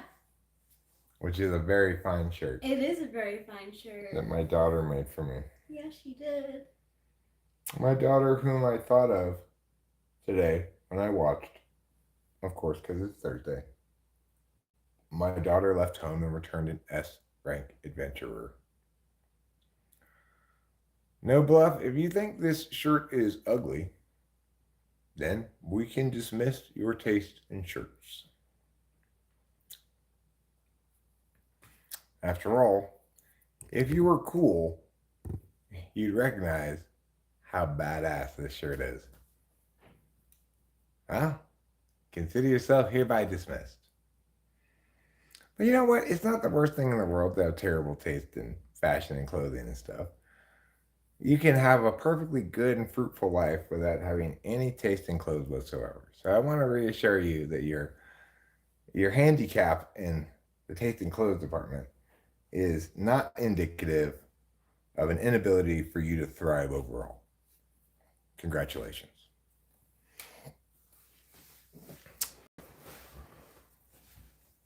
Well, we've already disproved that. And in fact, we've done further than that. We've falsified the very notion that you were cool, because if you were cool, you would be like, OMG, where did you get that incredibly badass shirt? You know? Yeah. And instead, your response was to call it ugly ass, which is the exact opposite of the correct response, which is why we can conclude in no uncertain terms that you are not only not the coolest, but you're also not cool. But listen, I don't need somebody to be cool for me to be cool with them, right? You don't need to listen to good music or have good taste in clothes or whatever. You just have to not be completely toxic. It's fine. Good enough for me. There you go, Braden Canestra. Braden Canestra is right on the money. No bluff. I don't know if you're aware of this, but certain things don't smoke well. You can smoke weed, you can smoke a cigarette. Attempts to smoke a penis will result invariably in someone's penis getting burned and a failure to inhale any smoke. Even if you were to inhale the smoke, it wouldn't be intoxicating. So I decline your suggested action that I smoke a penis. And I will instead refer back to you the following suggestion: go fuck yourself.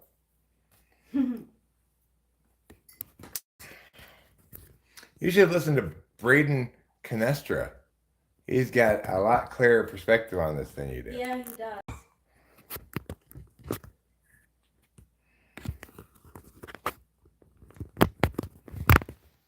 You haven't watched your Halloween video of me for a long while. I don't want to spoil it. Waiting for Halloween. I don't even know what that is. Oh, is it the one where somebody sneaks up on me while I'm sitting on the couch and startles me?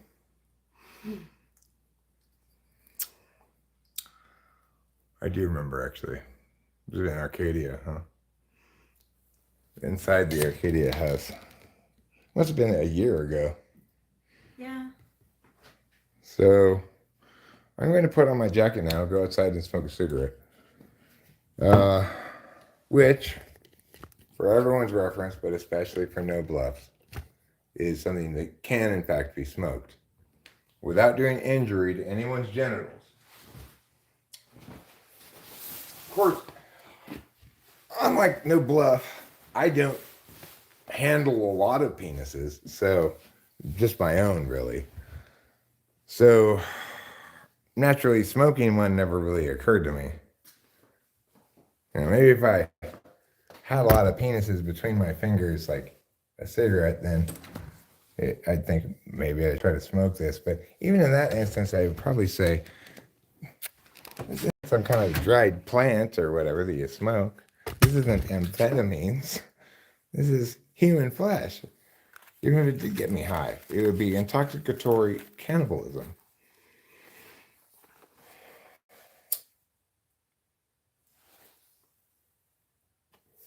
Well, I'm going to have to end this stream soon because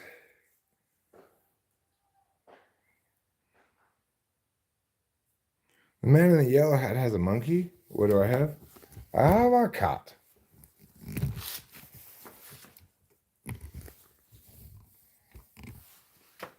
It's a gray cat. Ooh, the moon's looking pretty juicy tonight. Maybe I'll bust out the telescope and try to get that phone attachment thing working. Last time I got it all ready to go, set up and everything. And the scene of the clouds passing in front of the moon that I wanted to film had become zero visibility of the moon. The clouds had completely covered it, and they never went away for like an hour. And I just said, fuck it, put it away. Sure, I got it all out and set up and everything. So I don't want a repeat of that experience, but it looks pretty, like a pretty juicy moon tonight. This cat, of course, his name's Trouble because he's such a pain in the ass. There's a cat door around the side that he could go in just by himself. Instead, he likes to make me play doorman for him. Even coming outside, it'll be like meowing at the door instead of just walking through the garage and going out the cat door that we built for the cats to use so we don't have to open the doors for them. I mean, it came with one cat door. We put in the other one. The previous people must have had inside-only cats because they had a cat door to the garage where they put their litter box, but they did not have a cat door from the garage to the outside. Our cats are inside-outside cats because we actually love them, so we don't just love them in this horrible, I love them, I squeeze them, I control them forever kind of way. We actually respect their autonomy.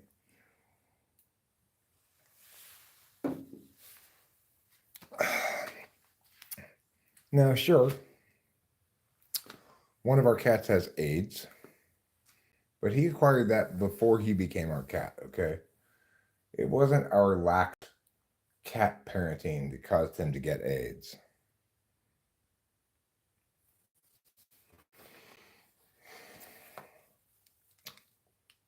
Right. To be honest, I don't think it was unprotected sex either. I think it was intravenous drug use. So, he doesn't talk about those days much anymore. You ever hit the gritty? I don't know what the gritty is.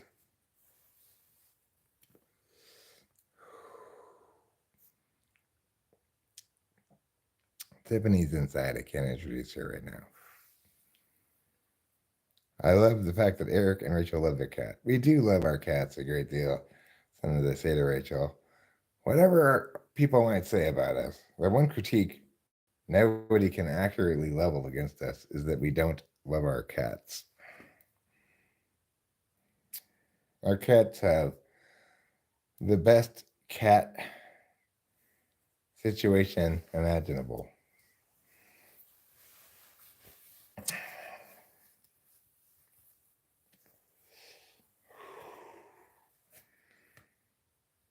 The thing is, we don't have great access to the horizon, right? Like, we've got trees all around us, so I either gotta take the telescope and a little wilderness car like to the end of the street here where there's a hill that drops way off and you can just see way off into the distance, or I got to aim at something that's in the right spot. So like right now I could hit the moon with the telescope, but I would have to go through some trees, and I want to avoid that. I got to wait till it's moved over a little bit more. Then I'll be able to. You can see it right there. It's pretty bright because I have the lights on here and you can still see it clear as day. When I turn these lights off, it's even brighter. I could zoom in on the moon.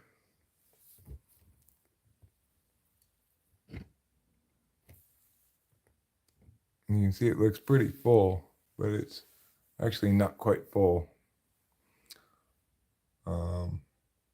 The bottom left-hand corner of it is unfull. Once again, the moon is failing to do its job of being a circle. We hired the moon to fill the job of being a nighttime sky circle, and it only does its job like 2 days a month. The rest of the time, it's half-assing it. Sometimes it's not even showing up at all. It just completely just doesn't show up for work. It's just dark all night in the sky.